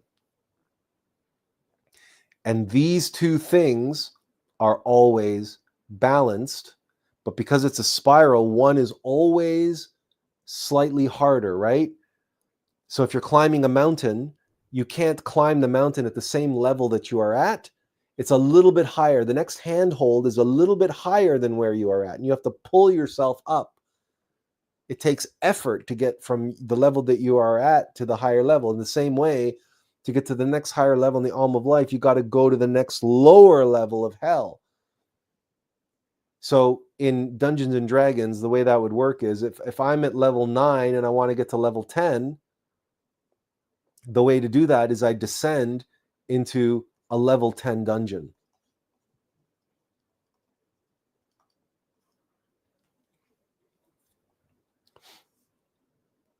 Because I'm aspiring to get to that level 10, I got to go into level 10 dungeon. I got to defeat monsters in that level 10 dungeon. Then I've earned the right to call myself a 10th level character.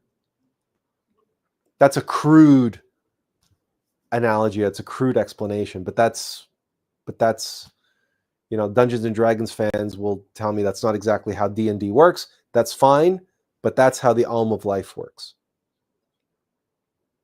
We must challenge ourselves and overcome that challenge, but that's always in balance. It's always in balance.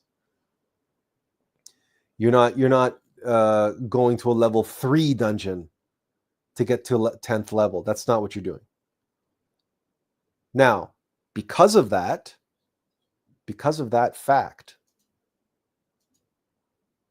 we cannot ever underestimate our adversary. Nor can we look at the global elite and billionaires like Bryan Johnson, and look what he's doing, and say to ourselves, point our fingers in condemnation and judgment and say, oh, he's this and this and this and this and this. Like, no, it's like, this is a very high net worth individual. This is an individual who accomplished a great deal in his life, and he has still tremendous more available to him in terms of what he could be accomplishing. And then hopefully after today, and if you get a chance to watch the documentary after this discussion, you will see how clever and subtle and insidious this whole blueprint protocol grift that he's gotten himself roped into. You'll see, holy cow, how, like, this is James Bond villain megalomaniacal levels of cleverness. This is Moriarty levels of genius, to be able to concoct something that is so compelling that this man would dive headfirst into it and devote his life to it. That's because of what his true potential is matched by his adversary. And right now, at least, the adversary has the upper hand. Bryan Johnson is losing the chess match at this moment. He's down here. Where are we? He's down here.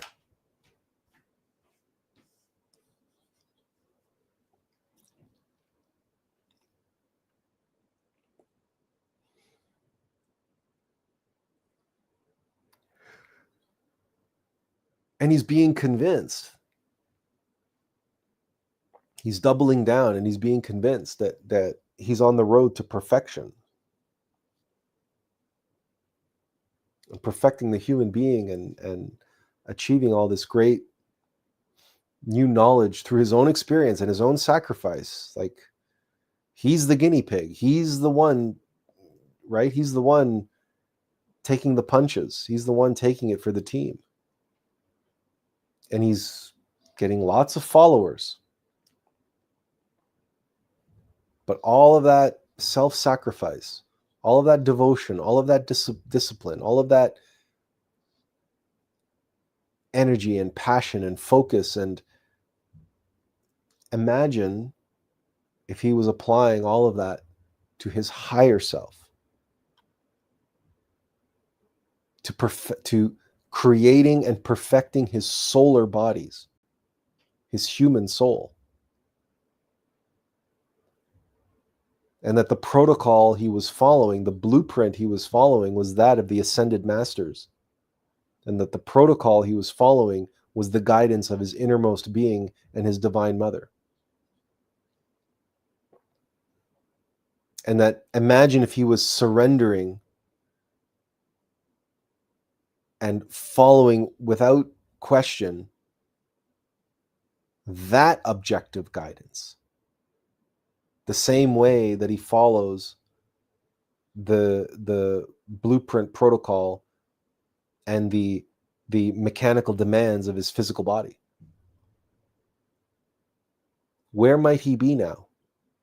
What might he be spreading and sharing to the world? Because he has no need for money. He doesn't need to charge anybody anything. He doesn't charge anything, as best as I can tell.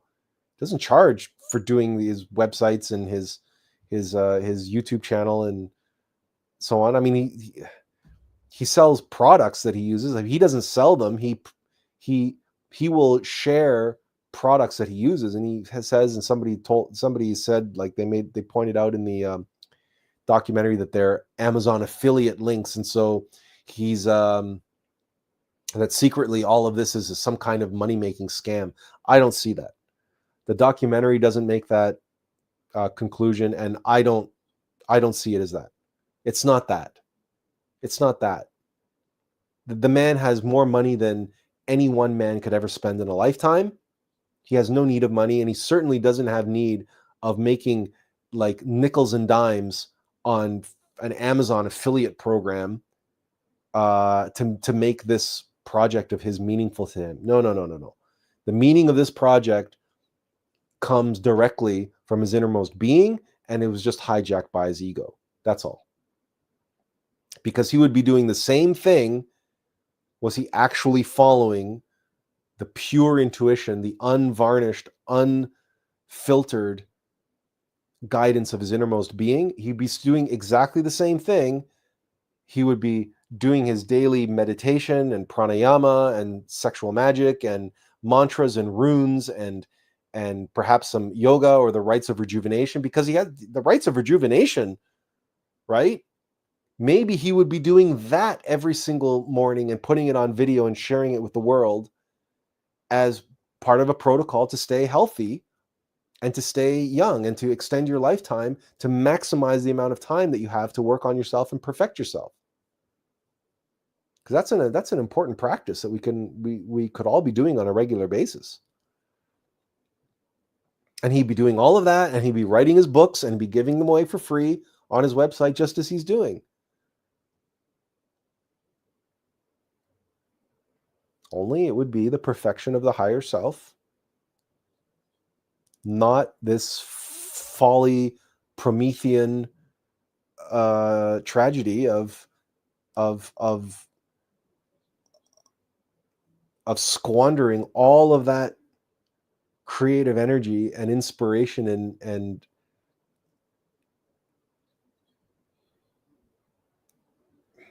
divine impulse on something as crude as perfecting the physical body and perfecting a bunch of arbitrary biomarkers and trying to achieve some pie in the sky longevity / physical immortality. But you can see the same pattern over and over and over again in every vocation, in every discipline, in every subject area. You see individuals who are striving to reach the pinnacle of whatever that pinnacle may be, to be the best and to be their best, to be the best version of themselves.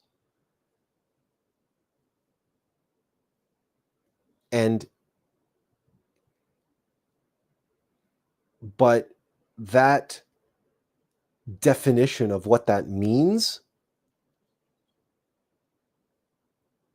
is trapped in some kind of empirical, material, physical, or intellectual, or emotional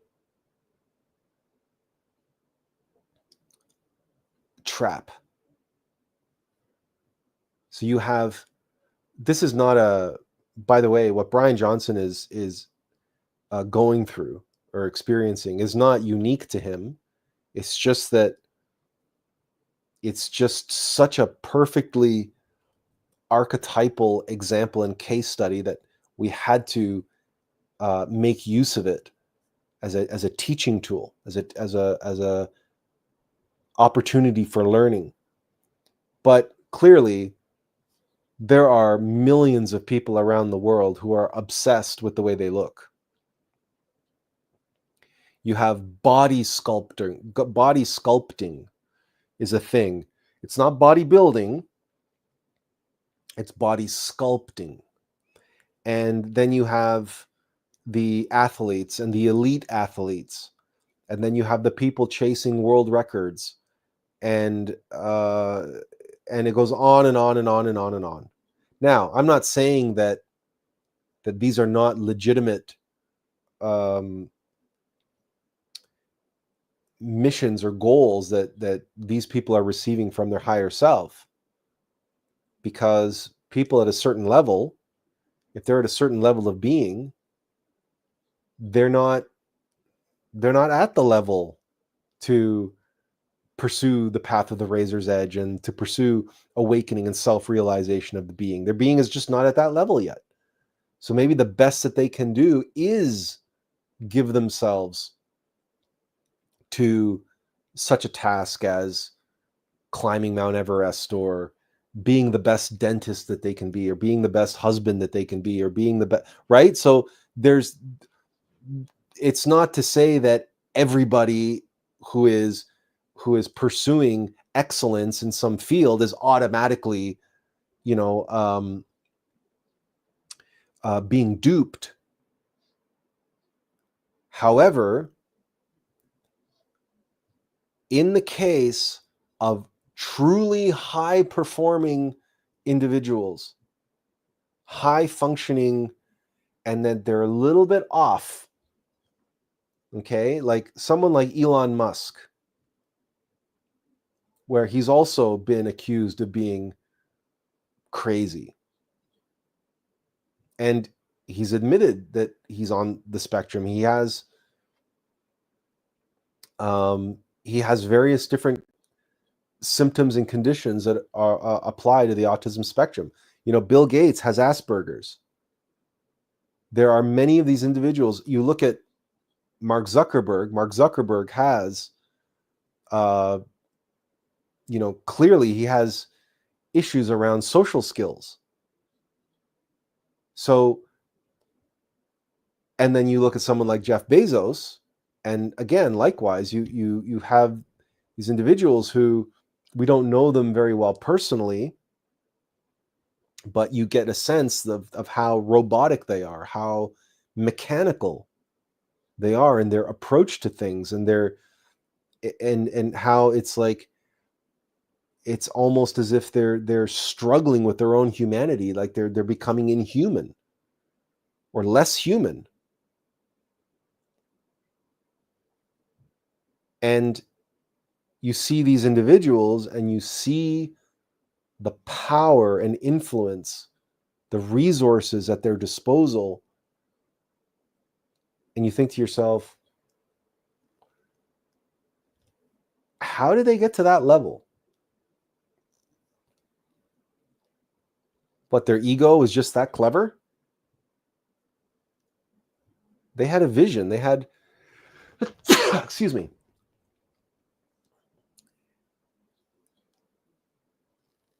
They had to have that energy, that creative potential inside of them, and that impulse to do great things in the world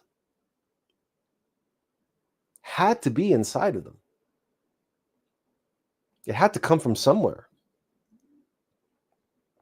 To change the world, or to be the greatest of this, or to be the most important of that, or to be the, right? And so how it was applied,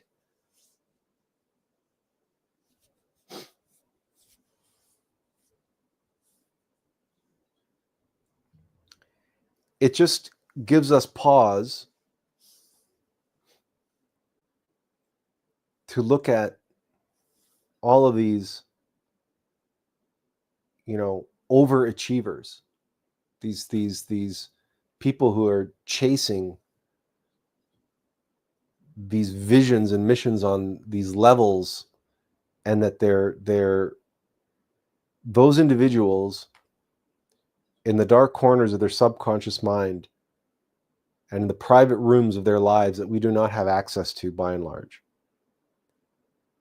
I guarantee you that all of those individuals struggle with and suffer from adversaries that are not easy for the rest of humanity to comprehend.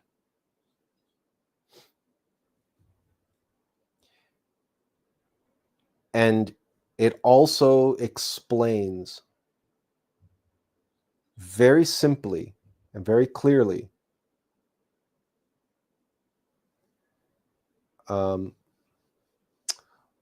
wonderful. It's wonderful when my mouse okay. It also explains very clearly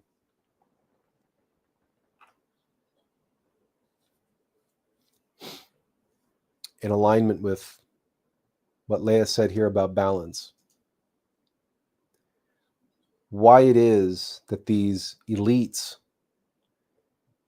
in the back rooms, away from prying eyes, away from the public perception and public discourse, why so many of these elites partake in such diabolical activities of sexual degeneration, of child molestation and child sacrifice and so on and so forth. Because that is the nature of the adversary that they face, that they live with, that they're up against.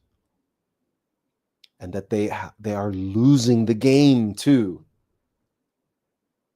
They are losing the game. They are falling prey to their adversary, and because the adversary just seeks to control and play out its desires through them. The adversary just wants to get what it wants. And what does it want? Exactly what we see in the Bryan Johnson case study. It wants to live forever. And it wants perfection. It wants to know perfection. But it wants to know perfection within and through itself. It wants to know perfection within the confines and the parameters of its own nature, which is mechanical.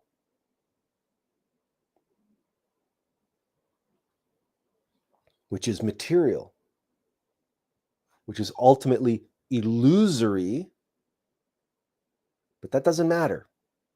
Because to the Black Lodge, every angel is a demon. To the Black Lodge, the supernal worlds are the illusion. That's why materialists and empiricists are the way they are, and atheists are the way they are, and materialist science is the way it is. Convinced and determined to convince everybody else that this is reality. This is my writing tablet, by the way. This is how I do all my doodles on my whiteboard.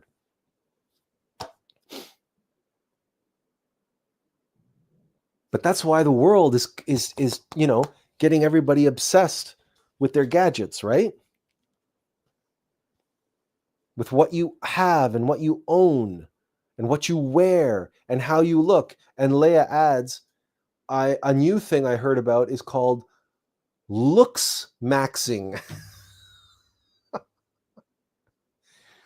That's the kind of thing that you can't drop a term like that on our live stream and not expect me to immediately Google that. Looks maxing?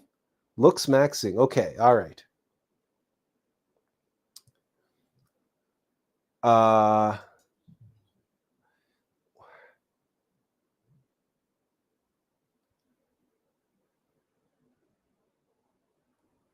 Interesting. Looks maxing, Wikipedia. Soft maxing, hard maxing, other looks maxing, sometimes spelled looks maxing. Let me put this on the screen for you. Looks maxing, sometimes called looks maxing, is the process of maximizing one's own physical attractiveness. The term originated on male incel message boards in the 2010s. In the 2020s, the term left relatively obscure internet forums and was popularized in TikTok. Proponents of looks maxing encourage practices as soft maxing, including proper hygiene, skincare, hairstyles suited to one's face shape, exercise routines, wearing fashionable clothing, as well as mewing, a scientifically unsupported tongue posture practice purported to improve jaw structure. And hard maxing refers to more extreme and permanent methods, including undergoing cosmetic procedures such as jaw surgery. While some looks maxing ideas have been deemed helpful for self-improvement, online forums have been criticized for contributing to body dysmorphia. The spread of the concept on TikTok is said to exclude many of the toxic elements seen on forums. So there you go. Looks maxing. But there it is. There it is. You see, the Black Lodge has a job. Its purpose is to obscure, obstruct, oppose, and corrupt and cause to make fall all that is good, pure, and of the light. To know ourselves and to perfect ourselves, to achieve that perfection in an idiosyncratic way that is particular to our own individuated essence. And that individuated essence then, when it achieves that perfection, becomes a part of the perfect multiple unity that we call Christ. And that's why the Christ is both Son of God and Son of Man. Because the game board for that perfection is called Malkut, the kingdom. That's the game board. And in macrocosm, but in microcosm, the game board is here and here and here. The mental body, the emotional body, and the physical body. And, well, that's the four bodies of sin. The physical body, the vital body, the emotional body, and mental body. So we are, in effect, we are the crucible in which the Christ is born. The seed is planted. The essence is planted. The seed is planted. But in order for it to sprout, the seed must die. So we, the seed, the man, the woman, the human, along with the husk and the pith and everything else inside of that seed, it's all that hummus, right? It's all that earthly physicality, materialism must give way, must crack and give way to our true nature. But temporarily, we are put into this hard physical nature in order to play this game, to dance with the devil. And sometimes the devil gets the upper hand. And because we're in the iron age of this humanity, the Black Lodge rules this earth. the individual shaitan, our mechanicity, our mechanical algorithms get the upper hand more often than not. But you have always seen this throughout history. You have always seen great men rise to great heights only to become corrupt and only to fall and fall into corruption, fall into temptation. You've seen this in aristocratic families and monarchies stretching back thousands of years. You can go back to the Caesars and to the politicians of Rome and Greece. You can go back to emperors of China and the great Khans of the Tartars and the Khazarians, all the way back to Babylon, the Babylonians. You can look at the high priests of the Aztecs and the Incas that degenerated along with those cultures, and the collapse of those civilizations degenerated into human sacrifice and bloodletting, massive black magic bloodletting rituals in an attempt to rejuvenate the soil and rejuvenate the crops and rejuvenate Mother Nature. If only we sacrifice enough human lives and we pour enough prana back into the soil, perhaps we can rejuvenate the crops and we can extend our civilization. So this has been going on for thousands of years, where human beings of great potential and human beings who achieve great heights, right? Popes who became pedophiles, and bishops and cardinals and priests and everything else, they devoted their life to God and they ended up buggering little boys. Like this is not strange. Like, this is always presented as being strange and oh my God, and it's tragic, and it's so mind-blowing that a priest would end up doing that. Well, anybody who devotes their life to God has to face an adversary that has the same level of devotion. And anybody who is so passionate as to essentially marry God, so I will have no one else, but I will devote myself fully and completely to the service of God, rest assured that their adversary, likewise, is as passionate and devoted to making them fall. Because the only way to really, truly prove how devoted you are to God is to be tested. And the only way to demonstrate and prove to yourself what level you are at is to be tested. The only way to determine and know yourself just how good you are at chess is to face an adversary that is at least as good as you are, and probably a little bit better. The only way to know is to face that adversary and conquer it.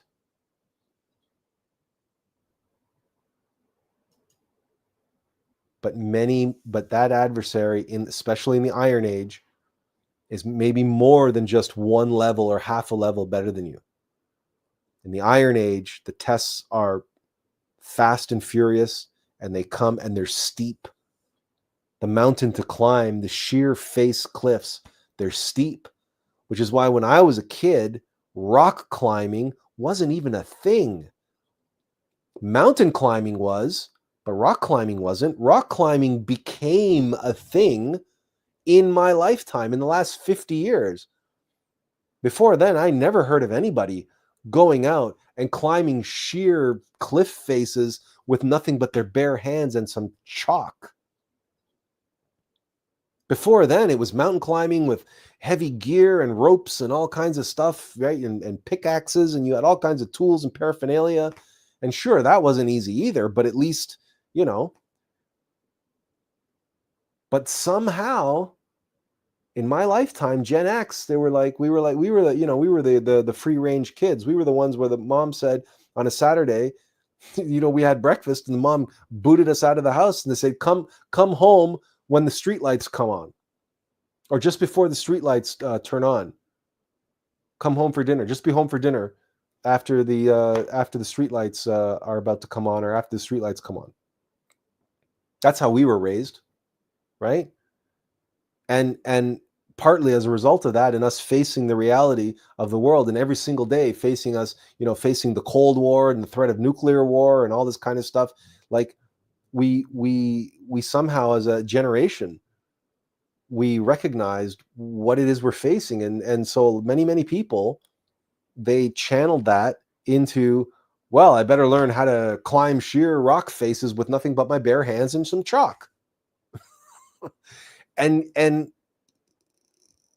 we also saw the development of extreme sports, extreme everything, as young people, recognizing that, like intuitively knowing that we're in the Kali Yuga, we're going to be facing some extreme challenges. I better prepare myself. I better become really comfortable with extreme things, extreme pastimes, extreme activities. And then you have this motto that emerged in my lifetime that I can remember, this sticker. These skateboarders, they put this sticker, they wore it like a brand, and you would see it everywhere. And that brand, that logo, was 2 words. And you probably know where I'm headed with this.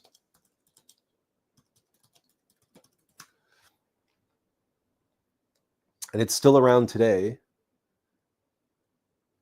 And I'm just trying to see if I can get a good version of it. Yeah, that's probably good enough. Let's see if I can. Right? Do you remember that? You remember seeing this when you were in high school or whatever?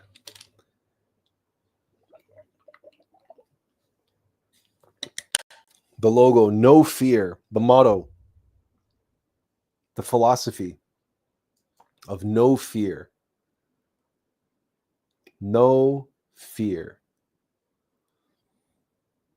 And this became a central theme in one of the most beloved, most revered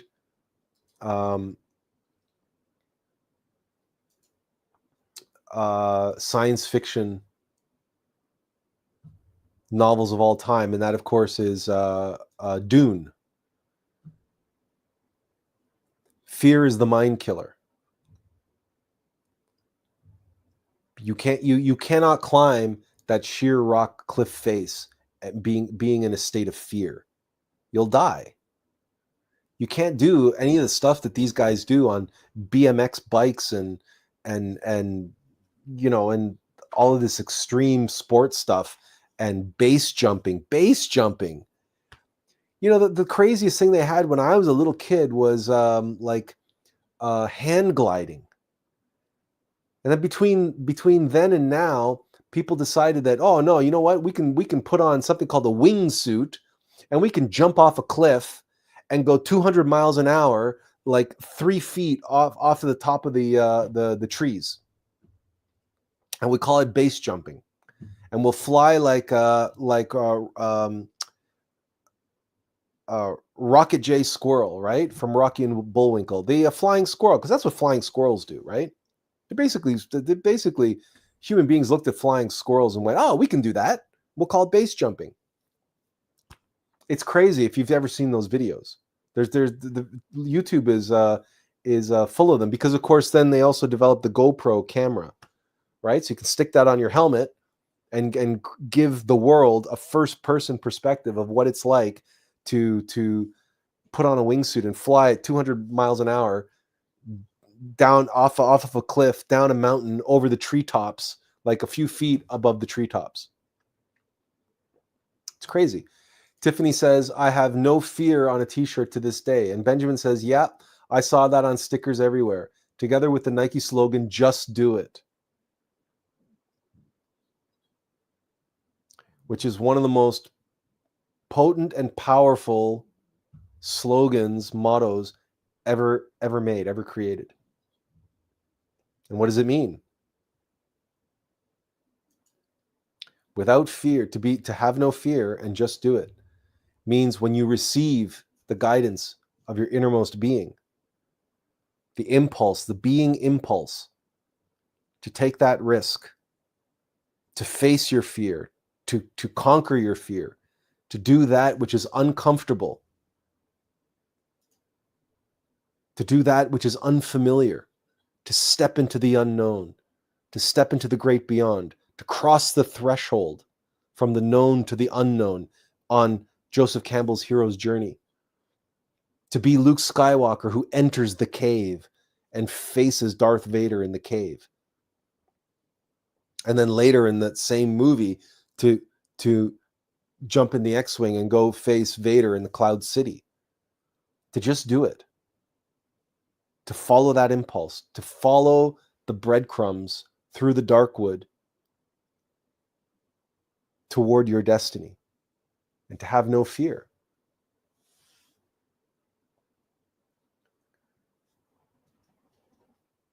So, Gen X will be remembered as the generation who was prepared for the times that are about to beset humanity, the end times. And we were prepared for it precisely because we were the generation that were not helicopter parented. We were the ones who were left to fend for ourselves and figure things out for ourselves.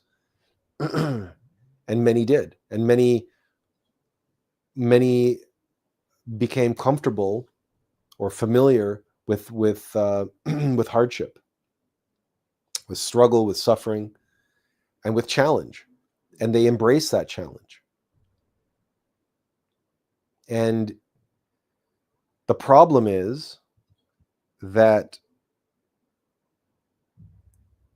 the real challenge that we all face is within ourselves. And that the ego is very, very clever at deflecting and giving us external things and material things and physical things to substitute for us the great work, the great game, the great challenge that is within, the great challenge of humanity to truly advance as a human being by rising in level of being,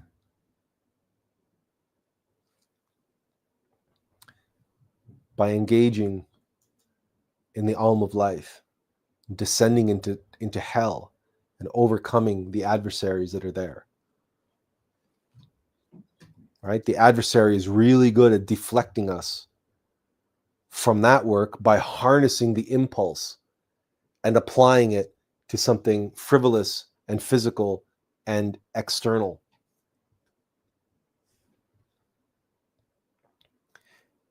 And the Bryan Johnson case study that we looked at in depth is probably one of the best, clearest examples of this that you will ever see, because it's clear as day. Benjamin Raphael says, I wanted to get your thoughts on something. Do you think what that billionaire is promoting comes across as another form of greed? He already has more money than he could ever need, yet he's focused on extending his own life. Wouldn't it make more sense for him to use that wealth to make a real difference for those in need? Obviously, the answer is yes, but hopefully I've made it clear that this mission of his, it's not based in greed. It's the longing for immortality, as you know, is the immortality that belongs to the being. It belongs to the soul. and but that soul must be created. But the longing to achieve that immortality, if it's hijacked by the ego, by the false self, then it can be applied to the only vehicle that the false self has, which is the physical body, but also the soul, if it can ensnare it, if it can entrap it and get it identified and attached. And what Leah said, the word that Leah is using here, obsessed. I wouldn't call it greed. If anything, it's fear, and fear is control.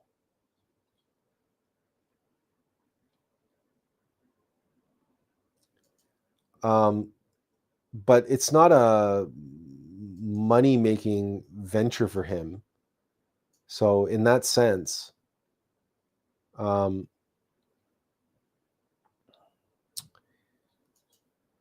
there's a pride aspect to it, right? Mystic pride.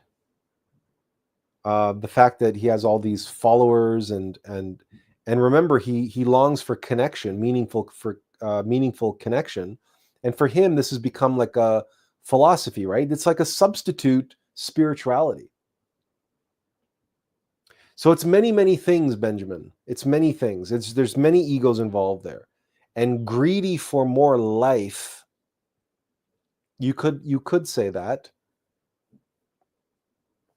But I don't see him as being,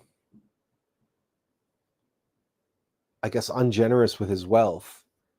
Because, I mean, he's doing all of this, from what the best I can tell, he's doing a lot of this stuff for free. He's giving away his books for free.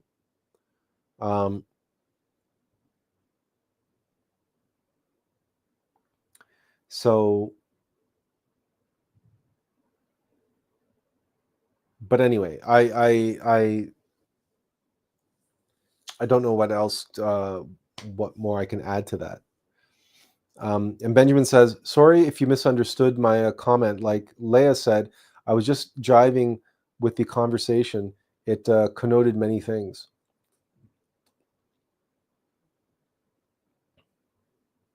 Did I misunderstand? Did I misunderstand your comment? Oh, about yeah, it's apropos to say that the Trinity is so insidiously designed that we became a sort of metaphysical exile. No, that's no fair enough, Benjamin. No, I don't. Sometimes I have to harp on these things because I got to read the comment the way it's written. So if you meant something else, or if I misunderstood it, correct me, saying, "Oh, you know what?" That's not what I meant, and just try to say clearly what you mean, because I can only work with the words on the page, and everybody who's reading these comments will read the words on the page. We're not all mind readers. We don't have that much. Remember, I'm not very good at feeling into and reading people's minds. I'm not good at that. Remember, I deal with epilepsy, and that includes mild Asperger's, and that includes other things, right? So I'm not very good at being able to read your mind or feel into something that you write and understand what it is you really mean. I have to work with the words that I'm given. And so I will always respond to that. If I misunderstand me, correct me. I don't pretend to be perfect. And I'm happy for you to explain or elaborate or make it clear to me that I got it wrong. I get a lot of stuff wrong, especially when it comes to other people.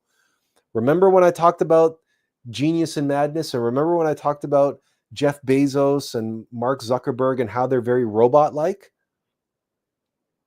Right? Because many geniuses, many very smart people have this issue, have this problem, very like when we have a very powerful intellect, we're a little bit lacking in other areas, right? And one of the areas is like, even though I'm a very powerful empath, I'm not very good at reading people.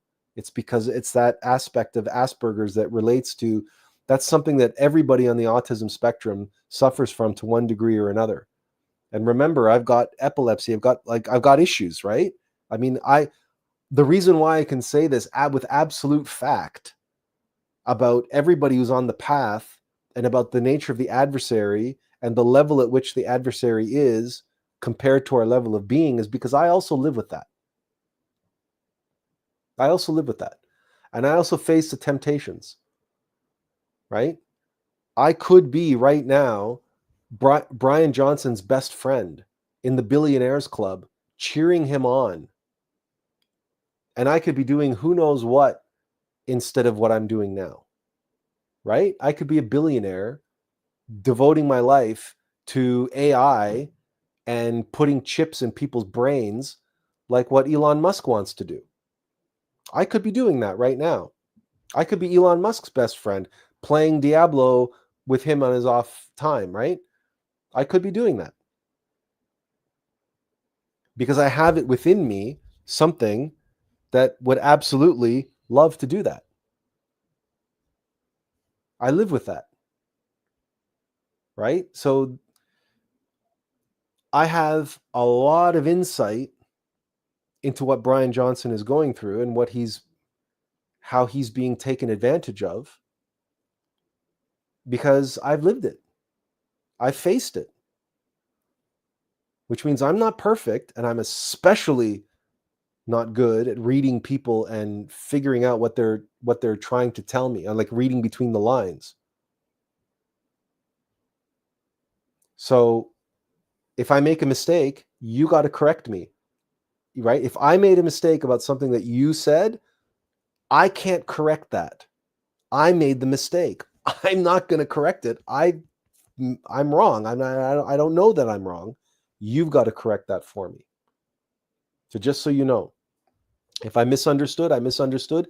Make me understand. Help me understand.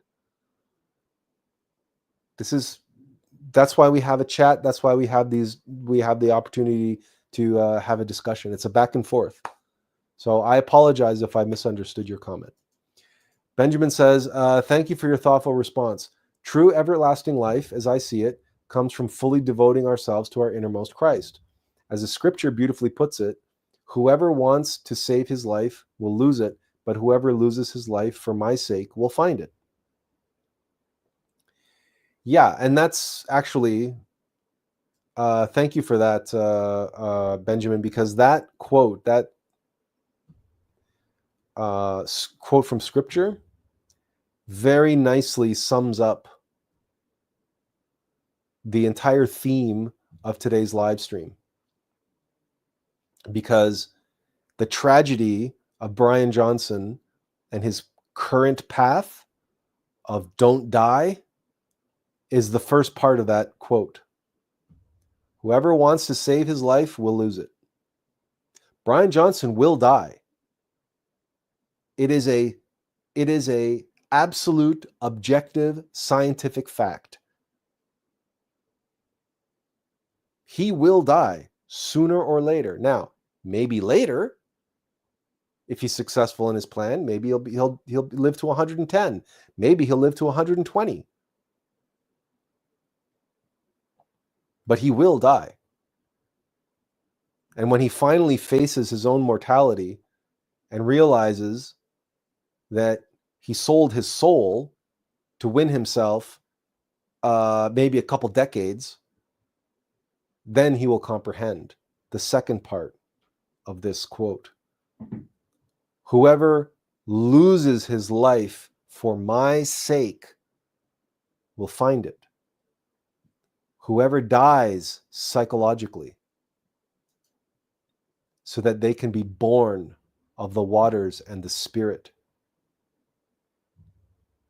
they will find everlasting life with the Christ, with the perfect multiple unity, with the Holy One, with the Holy Spirit, and with the Father of all fatherhood, in the great Trinity, in the great Absolute.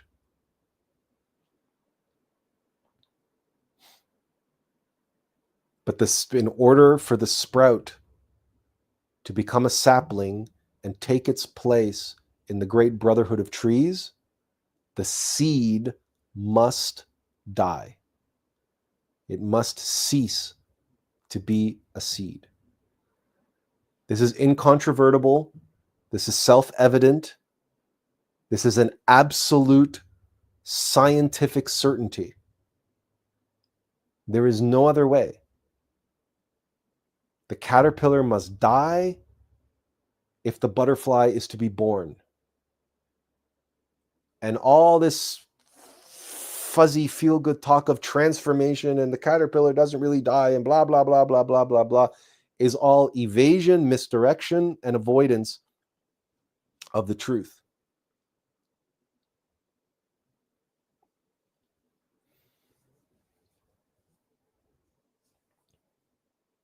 And it's the phoenix. It's the phoenix that is born of the ashes of its own immolation. This is what we all have to comprehend and accept and work toward.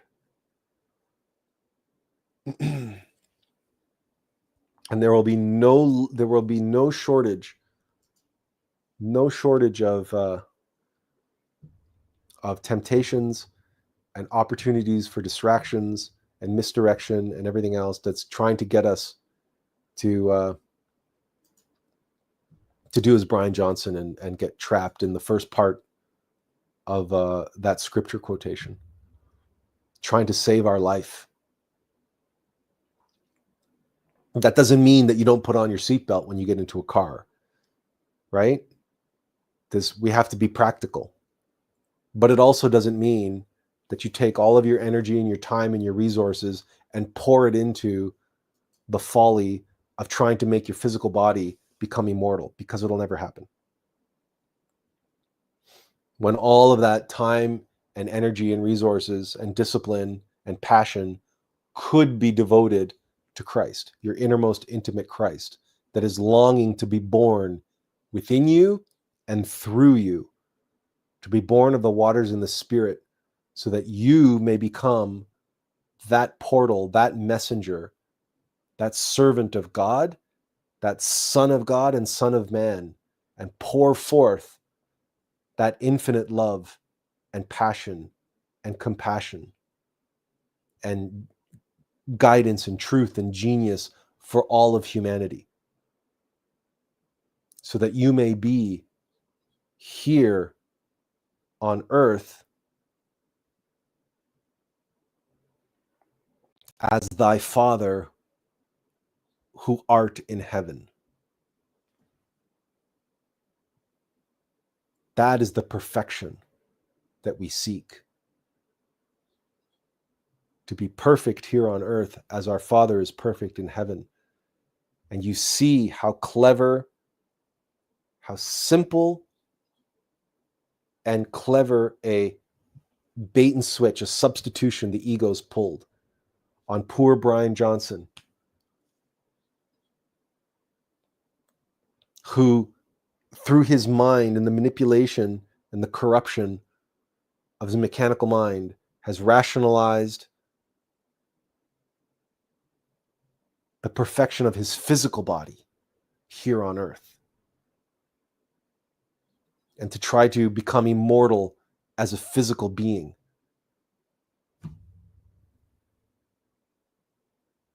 As his Father in heaven. And that he can't see that switch has been pulled on him. He can't see it.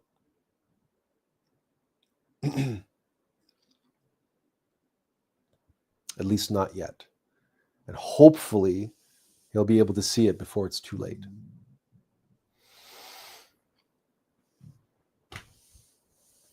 Does anybody have any questions or comments?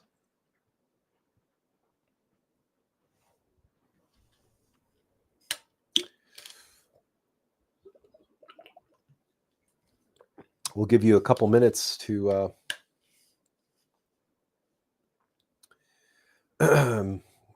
compose any questions or comments that you want to share before we call it a day here.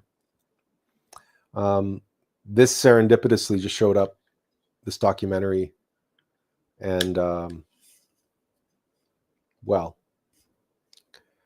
I watched it Friday night, and it came to me Friday because I posted the ad for today's live stream on Saturday morning. Tiffany's giving me a heads up here. She goes, I do. She goes, let me get it typed out. Okay, you take your time, Tiffany. We still have a couple minutes. So, but it was clear as day. It was clear as day to me when I was watching it. I'm saying this is, and frankly, ideally, I would love to have an opportunity to meet with Mr. Johnson at some point, because again, his journey into the blueprint protocol and the don't die, everything that he's doing right now, in many ways, is his journey into hell. And he will be able, if he realizes what's happening to him, then all of this may turn out to be part of his journey, part of his awakening process, where he gets to witness how his ego mind took him into hell and enslaved him to materialism and empiricism, and enslaved him to the whims of his physical body and the determinism of materialist science and allopathic medicine. If he is able to escape that hell and that obsession and embrace the path of metaphysical perfection and awakening and self-realization, he will become such a powerful advocate for the path, because his experience, he will be able to say everything that I've said in this live stream, but he will be able to say it from direct personal experience. He will be able to tell the story of, yeah, and I became so obsessed of this and that and the other thing, and then I was shown the light, and bingo, I realized, and this and that. Like, he will, and all of his followers will potentially, or many of his followers might potentially undergo the same kind of transformation. So I really do hope for the best, and should I have an opportunity to interact with him, I would love to do so. I would love to have an opportunity to do so.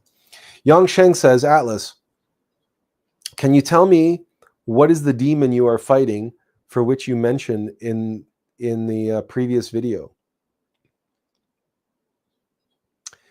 Fear. Fear and control. That's the demon that is responsible for my epileptic seizures, depression, everything that I suffer from.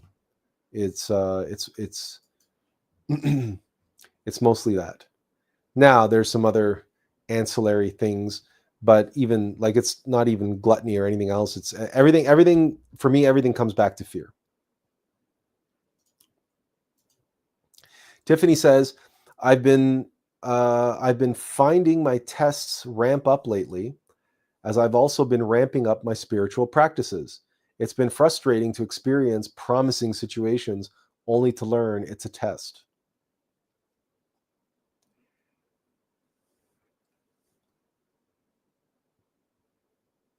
What I have come to learn is that these promising situations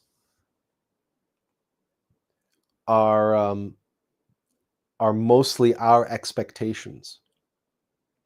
There's nothing, nobody promises us anything, right? Like, look at the language, promising. What does that suggest? That means that we were promised something. But there are no promises. There are no guarantees. We're not promised anything. That's our own expectations that we're projecting onto a situation. So we think that they are promising. But there's nothing inherently in there that says that promised us something. So that's where our frustration comes. And for me, those frustrations included depression. And I shared all of this with you coming off of the October attend for Human 3.0 and the whole crowdfunding campaign, right? Tiffany says, I'm sure at some point it stops, but when? She goes, promises. Damn, you're right. Totally. Yeah. No, it stops when we stop expecting, and that when we stop looking at things as promising and we just look at them as things. They are what they are. Could be not. Maybe, maybe not. And just as long as we remain neutral and say, look, if something great happens, fantastic. If it didn't, if it doesn't, wasn't meant to be. So, and again, you guys, I've been a completely open book. I revealed to you guys how deep and dark a depression I fell into when the crowdfunding campaign in October went nowhere. And I revealed also to you that when I finally awoke at last to this realization that wow, it was so promising. There was so much promise in that campaign that it was all my doing. I had put all that promise into that campaign. I was never promised anything. But because I had invested so much of myself and I had invested so much into the hope that this at last would be that. Well, when I was saying to myself what Tiffany just said here, I'm sure at some point it'll stop. But when? Finally, at the age of 51, finally, my ship is going to come in. Finally, with this campaign. Finally, right? I invested so much of myself because I had been saying this, Tiffany, to myself for the past 30 years. Well, certainly 25 years. I had been saying this to myself. And every opportunity, oh, it's promising. Maybe it's this one. Maybe this is the thing. Maybe this is the thing. And then finally I realized this. And since then, I have suffered no depression.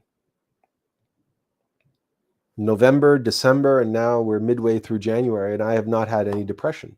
Why? Because I'm through projecting my expectations and my desires and my hopes onto potential outcomes and then call it promising. Yeah, because that's what was responsible for my depression when things didn't work out. Okay, any other questions or comments? Really quickly, I'll give you one more minute, but then I've got to call it quits because I've actually have family visiting here today, and and I have some family obligations to take part in. So, listen, I want to thank all of you for taking the time and being here today. And Tiffany says, "Okay, you rock, brother. Thank you. You're welcome, Tiffany. Thank you for being here." And she also says, "Have a great week." Leah says, "Thank you, Attlas." Thank you, Leah, for being here. Thank you, all of you, for being here. Thank you, Benjamins, both Benjamins, and also Benjamin Raphael for giving us that lovely scriptural piece that was a really a nice bookend to today's live stream. This, whoever wants to save his life will lose it, but whoever loses his life for my sake will find it. If you undertake the work for psychological death, for the sake of being born of the waters in the Spirit, for the sake of your seed, your innermost essence, your seed, your innermost intimate Christ, to be born, that Christ child that's born amongst the animal egos of our manger, right? If you undertake that work, and like the three wise men, you bring your heart, your mind, and your body to that task, that undertaking of dying for the sake of your innermost intimate Christ, then you will be born again. You will rise from the ashes like the phoenix from the flames. And you will be born of the waters of the Spirit, and you will be born not just a son of man, but a son of God. That's the innermost intimate Christ being born within you, and you becoming one with that. And that, my friends, is the path of the razor's edge And that, my friends, is the only way we can ever hope to become perfect or perfected or to be a perfect human being. That is the way, not the way that poor Bryan Johnson has been duped into believing and duped into spreading a false gospel. So we'll leave you on that note. Have a great week. Thank you, Tiffany. We'll share that for everybody. Everybody, Tiffany wishes you all to have a great week. And until next time, we bid you all inferential peace. Take care, everyone.